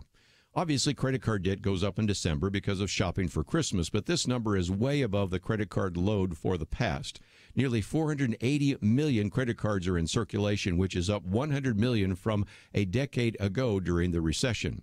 Using credit cards to purchase items isn't a problem if you pay off the credit card each month. Many Americans are not doing that. About 37 million credit card accounts had a 90-plus day delinquency mark added to their credit report last quarter.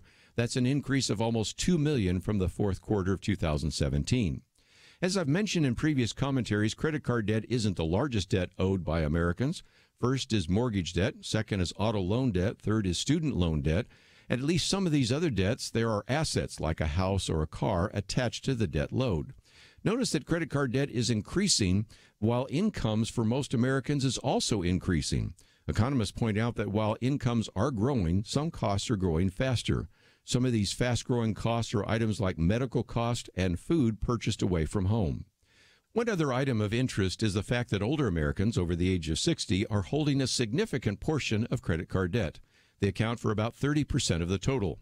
My book, Christians and Economics, is now available in English and Spanish. In the book, I remind us of the dangers of debt. Proverbs 22:7 says, "The rich rule over the poor, and the borrower is a servant to the lender." Don't be enslaved by debt. I'm Kerby Anderson, and that's my point of view.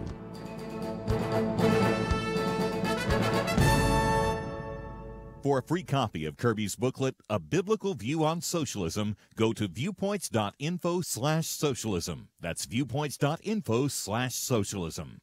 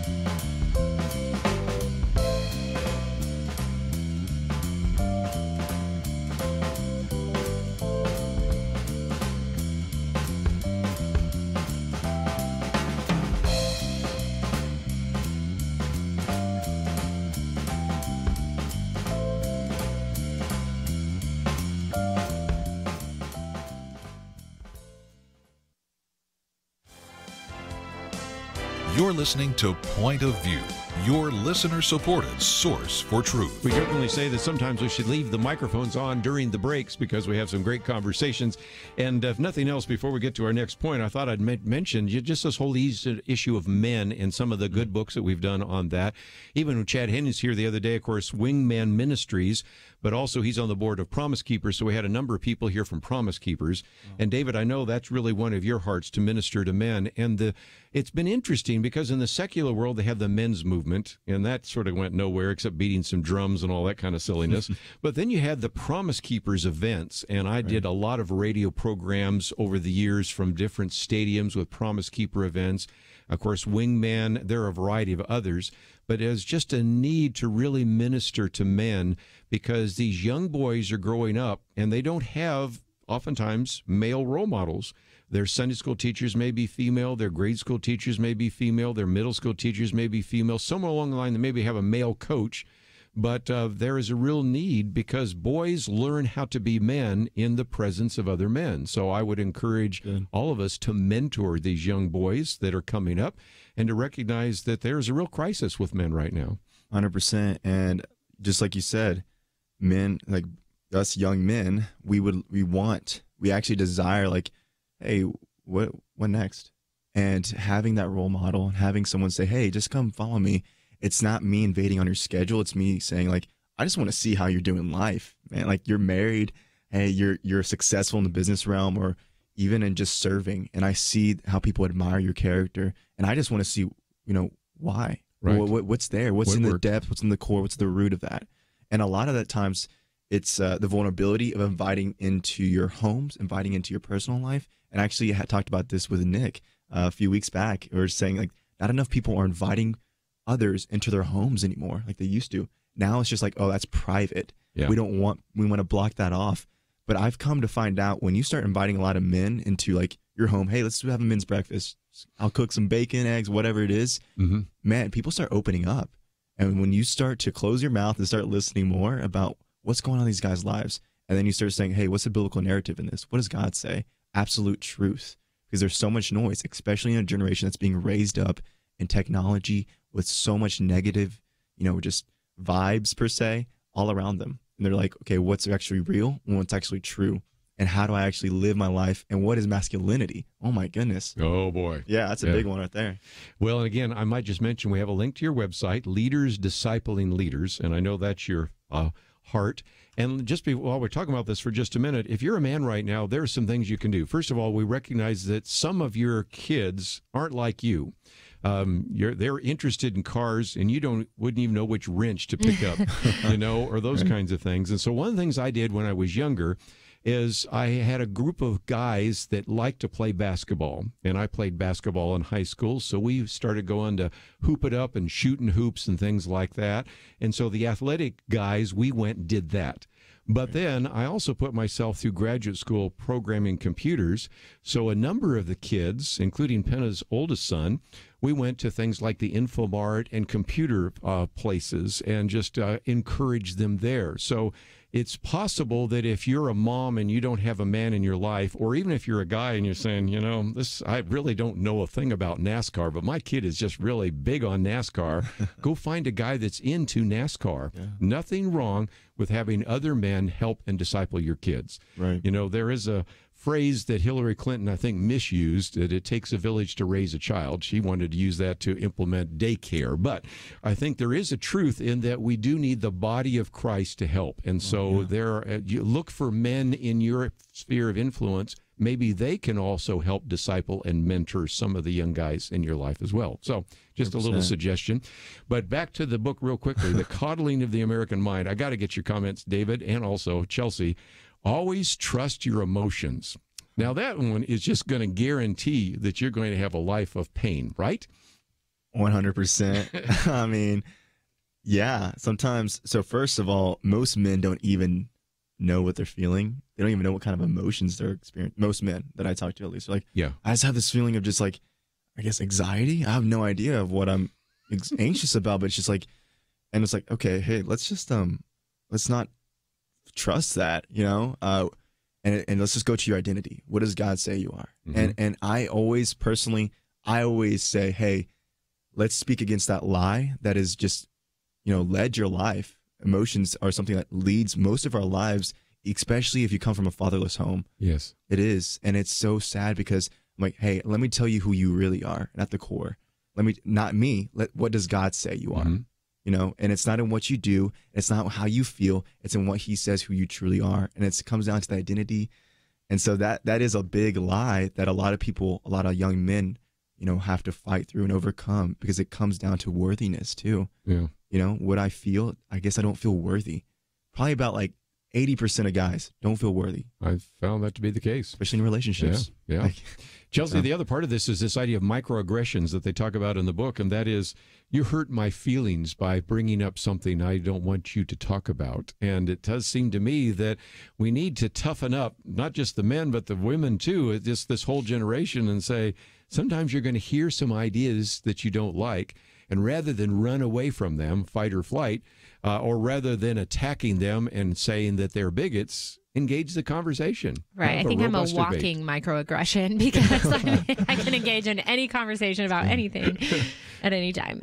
But, the shame in that is that it doesn't allow us to enter into a dialogue and to really, wrestle and grapple with not only our own ideas and viewpoints, but others, and understand where they're coming from and relate to them, and really get to what the whole goal of all of this is, which is truth. Yes. And to understand truth. And of course, as Christians, we believe in biblical truth, but we're from a relativism society where truth is just what you think it is or believe it is or what you feel it is. We just talked about, and that's not really the case. There is a real truth to be had. And I think that we have a peace when we come to that understanding. But until we can enter into that dialogue and really grapple with those issues, we never really get there. So it just ends up shortchanging a generation, really. Yeah.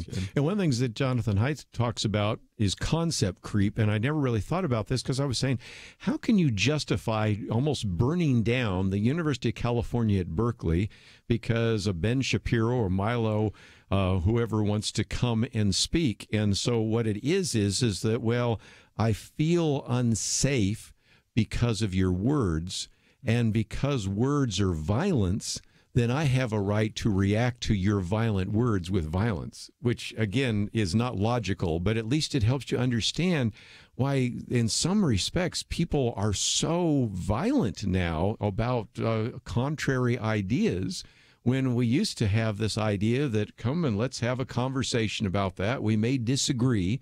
We hopefully can disagree without being disagreeable. But people are up there shouting and calling for violence against individuals. Yeah, and it's that mentality of just like me versus everyone, kind of like us against the world kind of deal. And when you have that mentality, then you feel isolated, you feel alone. That's where depression can start spiraling down a lot of times. But we were not created to be alone. Like, if you really think about it, we need people who are going to call things out of us because we're not perfect. Like, for me personally, I have to have people around me, especially when I start talking about, stuff, ministry and men and you know, biblical truths, because encouragement, accountability, 100%. Yeah. And but the thing is, you can choose to be offended a lot of times, but if you put those walls down and say, hey, let's actually be real with one another, be authentic, be intentional, and I want to grow. I know you do too, but I'm going to listen to what you have to say about the situation or the circumstance, because I don't want to be led by it.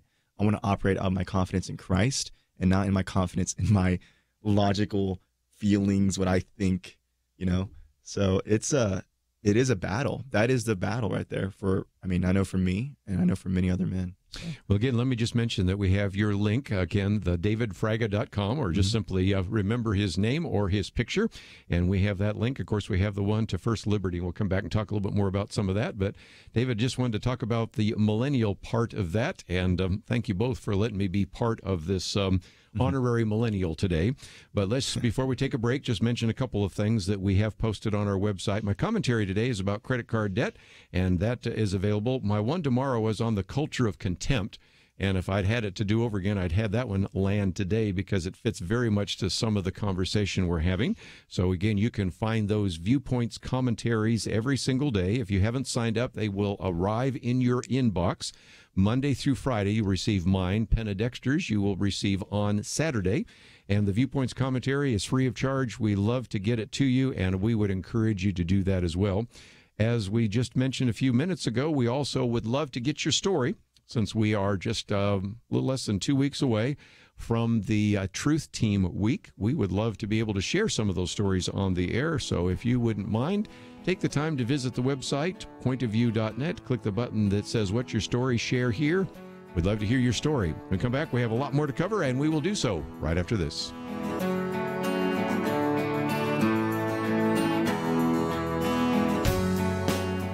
It's amazing but true. When it comes to one of America's biggest household expenditures, healthcare, a lot of people think they've got no choice. People are used to thinking we have to do it this way, but they don't. Yes, you have the freedom to choose an alternative with your healthcare.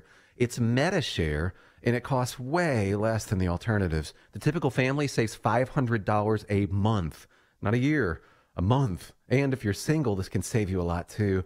And let's face it, a big reason MediShare is 400,000 people strong, it just works. They've shared over $3 billion in medical bills, so they can help share your needs too.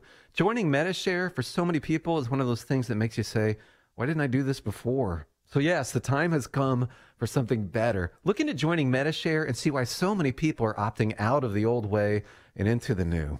Why not look into this? Just call 855-90-BIBLE. That's 855-90-BIBLE. 855-90-BIBLE. It takes a team to win. Be part of Point of View's Truth Team and bring truth and healing to America. Go to pointofview.net/team, pointofview.net/team, and 800-347-5151.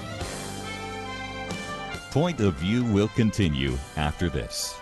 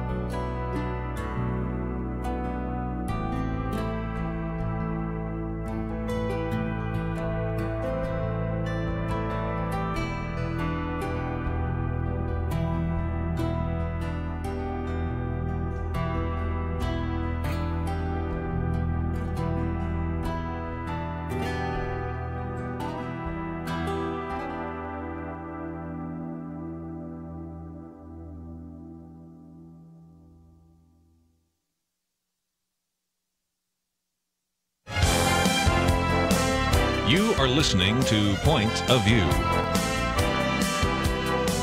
The opinions expressed on Point of View do not necessarily reflect the views of the management or staff of this station.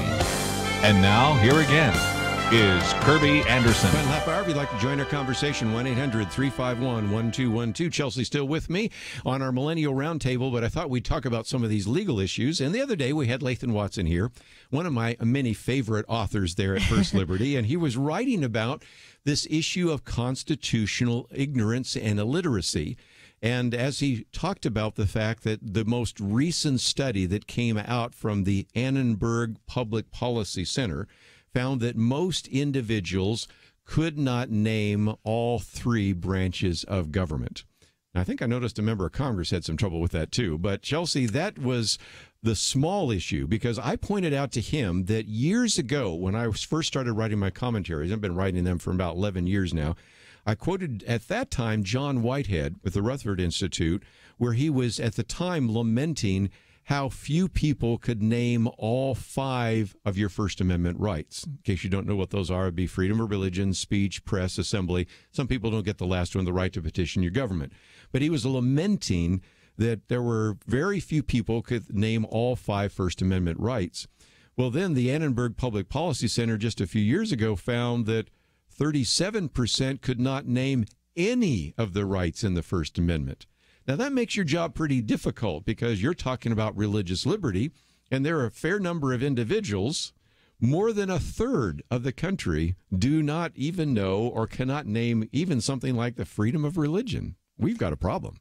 Right. That's so disconcerting, not just because, of course, we want our country to know their heritage and history, but because they also need to know their rights and have an understanding of how they work. And when they're infringed, when they're discriminated against for their religious beliefs, that they can call us or someone else, and that they don't have to stand for that. They don't have to lose their jobs because of their religious beliefs. And so that's one thing at First Liberty we try to do, is to get the word out there, to educate people that you have rights, they're important rights, and most importantly, you should be able to stand confidently for your rights and not be intimidated or hide because of what you believe.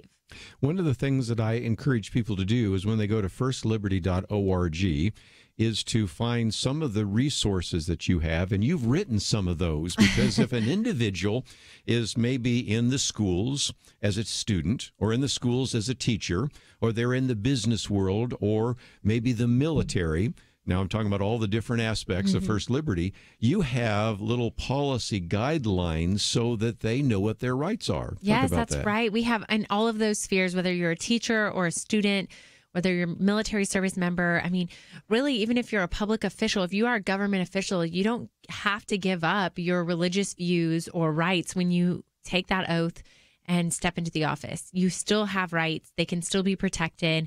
And we're here to help you just navigate that. And if you've had something even just happen to you and you're not even sure, is this something that should have happened or is it not? Should I have been accommodated at work for this or not? Can I get the Sabbath off?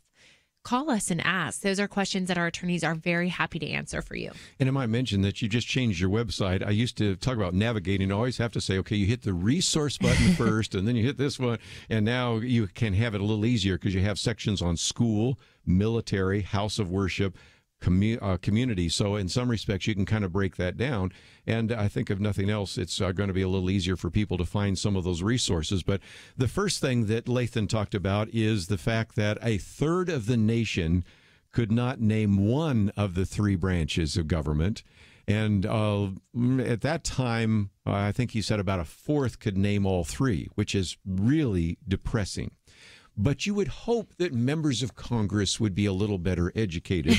But then he had a little bit more fun, because you know how he always likes to kind of drive the knife in a little bit further, and pointed out that it seems to him, at least, and maybe you would agree, that there are a number of members of at least the United States Senate that fail to understand that Article 6, if I remember right, in the Constitution, says there should be no religious test. That's right. So Article 6, we had a joke come out on our social media that said congressmen can plead the sixth. And what the sixth is it says there's no religious test for serving as a public official, which means they cannot ask you about your religious views. And what we're seeing time and time again in the judicial nomination hearings is judges truly be on the chopping block based on their religious views. Amy Coney Barrett is a judge who was nominated, and they told her the dogma seems loud within you. That's religious discrimination first.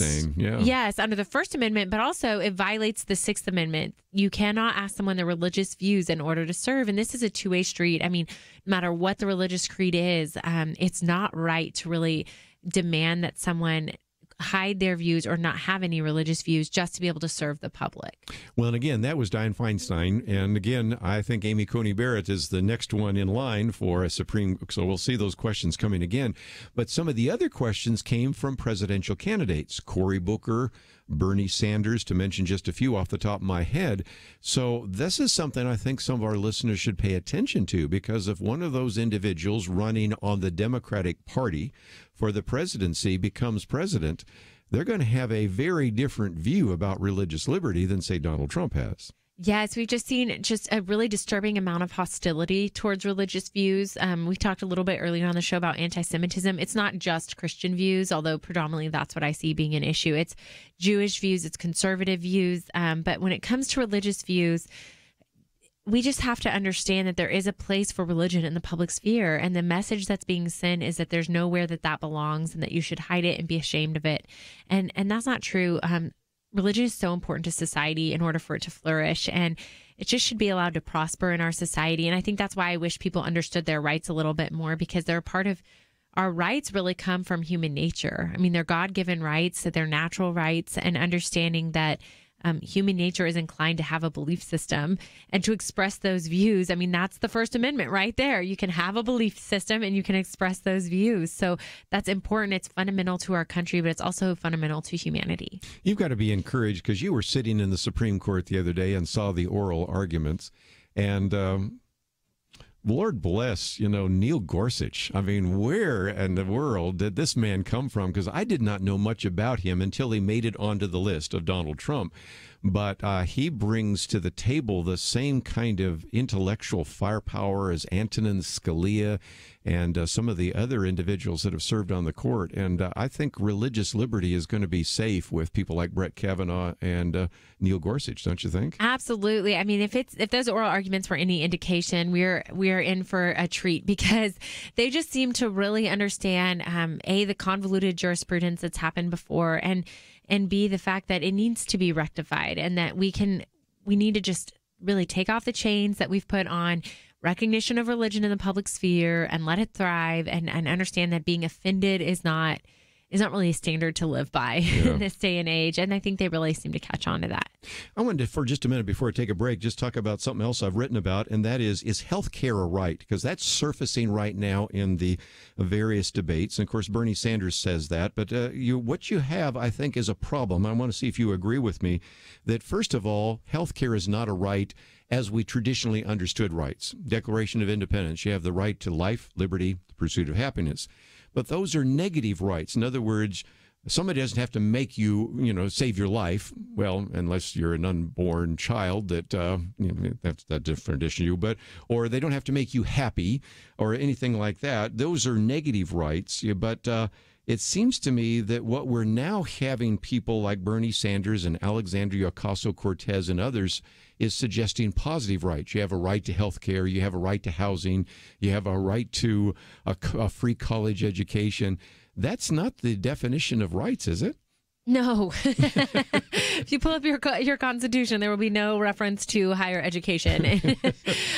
No, those aren't the rights we're talking about. The rights we're talking about are, if you think intuitively as a human, what do you need to live and survive? Right. How are we wired? What are natural rights that God has given us? And I think the ability to speak your mind, to advocate, even the freedom of the press, some of the rights are included with the intent to protect other rights, and to say, okay, you mentioned the three branches of government. Those are meant to balance each other's powers, and the right to freedom of press, the reason we have that is in order to keep government officials accountable. It's about accountability and helping our system operate in the best way possible. And understanding that history is so important for that history to continue. I mean, we talked earlier on the show about a lot of the left's proposals right now and policies really hit at those fundamental structures of our government and democracy. But all of those are important in order for democracy to survive. So again, I think there's a difference between negative rights and positive rights. And I remember our previous president, Barack Obama, said, the problem I have with the Constitution is all negative rights. Well, that's what it was. You can't inhibit my free speech. You can't establish religion. You can't inhibit my free exercise of religion. I think that makes sense. But even if you accepted this flawed view of rights, how do you get a health care right when we have scarce resources? Not everybody can have access to a personal physician and all those sorts of other things. So anyway, it's just one of those ideas floating around right now, and it's now for a good illustration of why we need to bring back some constitutional understanding. This constitutional ignorance and illiteracy is going to be our downfall if we're not careful. We'll take a break, come back with more right after this.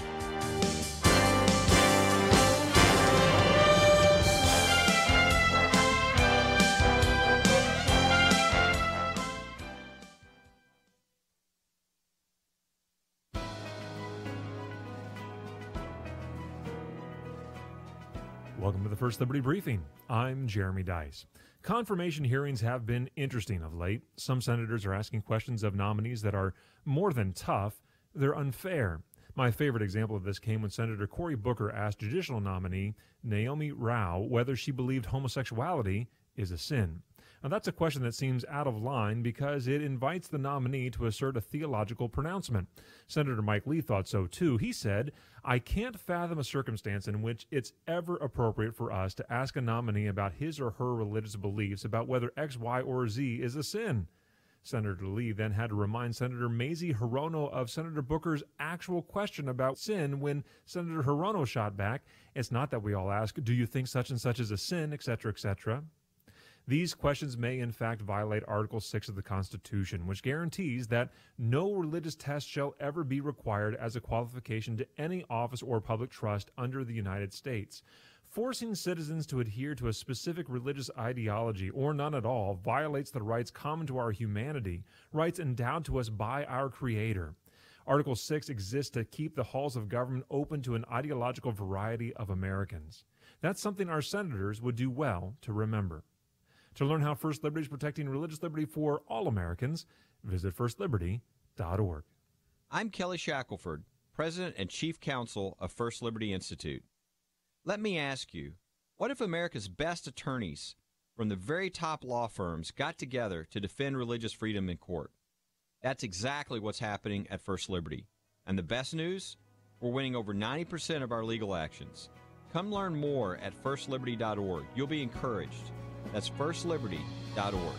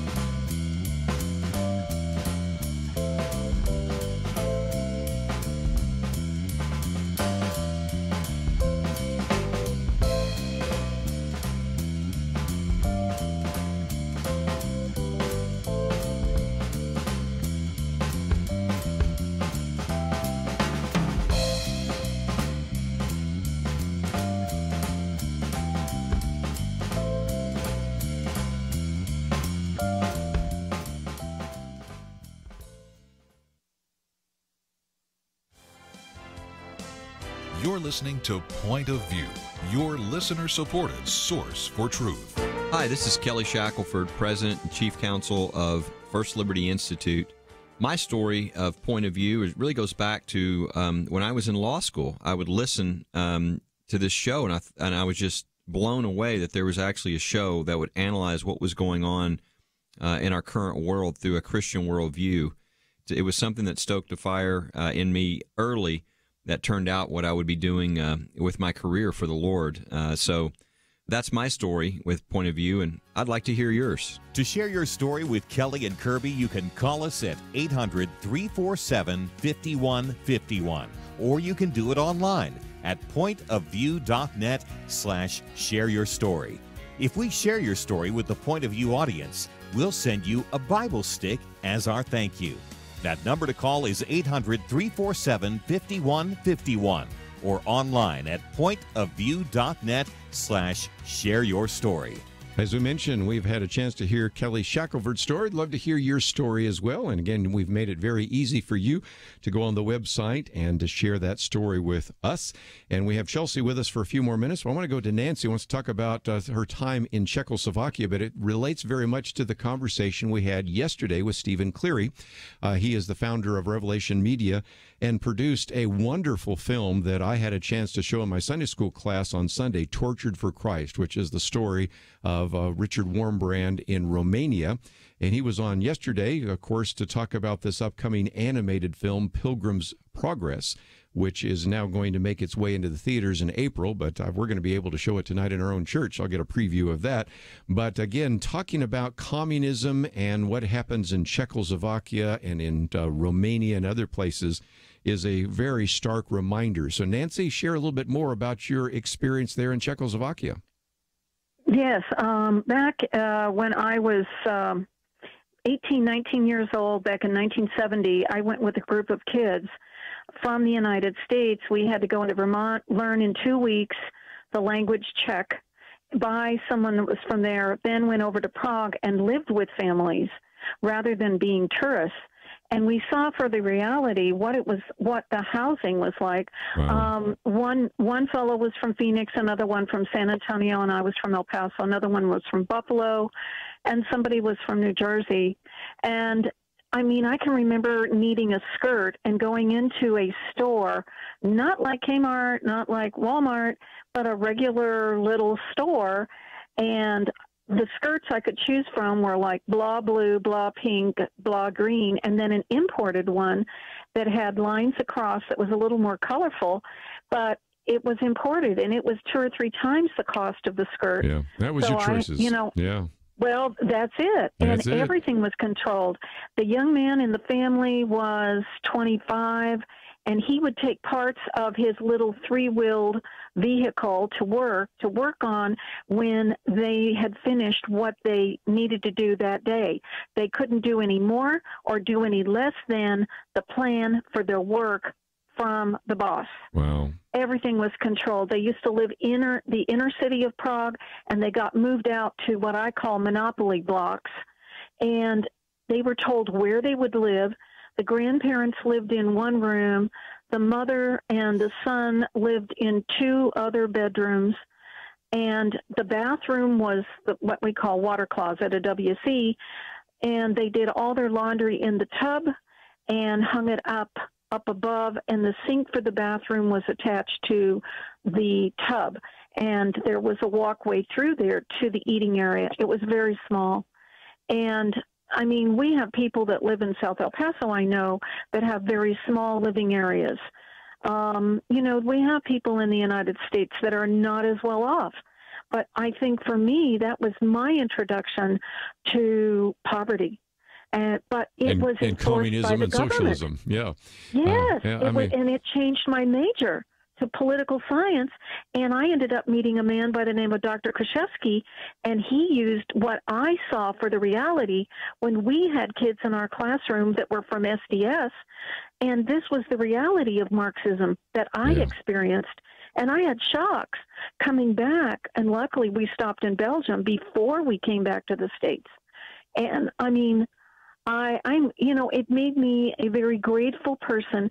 And I know even now, I mean, I'm 68 and I still substitute teach, and I still talk about the experiences of what I know as a history teacher. Sure. What is the Constitution? What is in the preamble? And why the kids need to know what are your freedoms? Very, very good. What is the Bill of Rights? Let me go on because we're only down to a few minutes here, but if nothing else, Chelsey, that's just a reminder of what socialism and communism look like. Of course, I did a commentary recently on Venezuela, but her comment about the choices, I've told the story before and have a commentary about this. When Boris Yeltsin was here many years ago, and he was the Russian leader, He had been getting a tour of NASA down in the Houston area, and he said, "Can I go to a grocery store?" And they go, "I don't know why, but okay." And he walks in this grocery store, and he sees all of the food and all of the choices and everything. And he said he almost broke down in tears because he said the richest people in Russia don't have access to what the average American has. And he just said, "This is the devastation of communism on my country." I have a whole generation of millennials and Gen Xers and others that just grow up taking advantage and enjoying the benefits of the world around us. But if you want to understand what socialism can do to the human spirit, your lack of choices and poverty, all you have to do is go back and look. Yeah, that's such a timely discussion when we see right now in current politics how socialism is on the rise in our country on the left. And it's something that we can't have short memories. We have to understand our history because we have to learn from it. And it doesn't make us antiquated. It makes us intelligent to do that. At First Liberty Institute, we try to continue to instill American principles and values in everyone we come into contact with. So I'm so grateful for this show that I can do that here. But we also have a fellowship program in the first week of November this year. Applications at First Liberty are due by end of May. So if you're interested, if you're an undergraduate student or graduate student, send in your applications because we do a week-long program in DC. We have amazing panelists, guest speakers come in. There's a curriculum. It's just such a great way to be enriched and understand really our heritage as Americans. Well, let's just talk about that for just a minute. First of all, you've been an intern and you've been part of the fellowship, so Yes. you can say, I know what it's like to be on the outside looking in, but it helped me understand what I wanted to do the rest of my life, right? Sure. So I actually interned at First Liberty my first summer of law school. So I was just a little naive baby at the time, but I loved it so much. I just kept coming back until eventually they hired me and it worked. But it was just a huge way to understand and learn about our constitutional rights and what the law has to say about that. And regardless of policy, I think that there are some foundational principles a lot of us can agree on. And so I'm grateful in my time there at First Liberty. We have interns every summer, not even just legal interns. We have marketing interns and policy interns. So feel free to send in your resumes if you're interested in learning more. And then otherwise, if you just want to learn more about your rights, we have tons of resources on our websites for teachers, students, military service members. Churches have rights. We get requests for legal help all the time, but also feel free to submit some of those if something's happened or you've had a friend or family member face discrimination. Let us know. And again, go to firstliberty.org. It's right beneath your picture. And I would suggest you just hit that button connect because that will be the simplest way for you to connect up. It has the general contact, legal help, and all the rest. But again, just general contact and just use that to say, I want to know a little bit more about that fellowship and that internship or whatever it might be, or I want to find some of those booklets. If nothing else, I want them to call you because we get calls over here and we have to send them over there to you anyway. So that would be the place to go. And again, it's all available at First Liberty. So Chelsey, thank you for giving us 3 hours today. Thank you. It's been fun. Congratulations once again for being on the bar of the United States Supreme Court. Yes, very exciting. I want to thank Andrew and Steve for the help behind the scenes. Have a great day. We'll see you back here tomorrow on Point of View.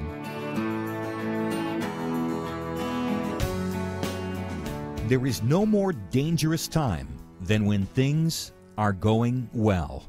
Remember Elijah on Mount Carmel? Fire came down. There was no doubt who was God, but what happened next? He went from amazing faith to a time of great fear and depression. Many Christians have been very thankful a certain Democratic candidate for president was not the one to nominate 2 replacements for the Supreme Court.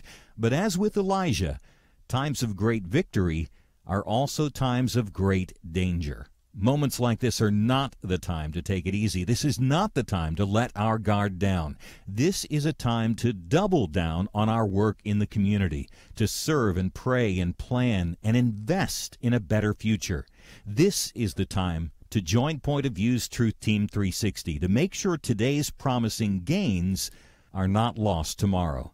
Show your commitment to our future by visiting pointofview.net/team or call 800-347-5151. Ask to join the Truth Team. Pointofview.net/team and 800-347-5151. Point of View is produced by Point of View Ministries.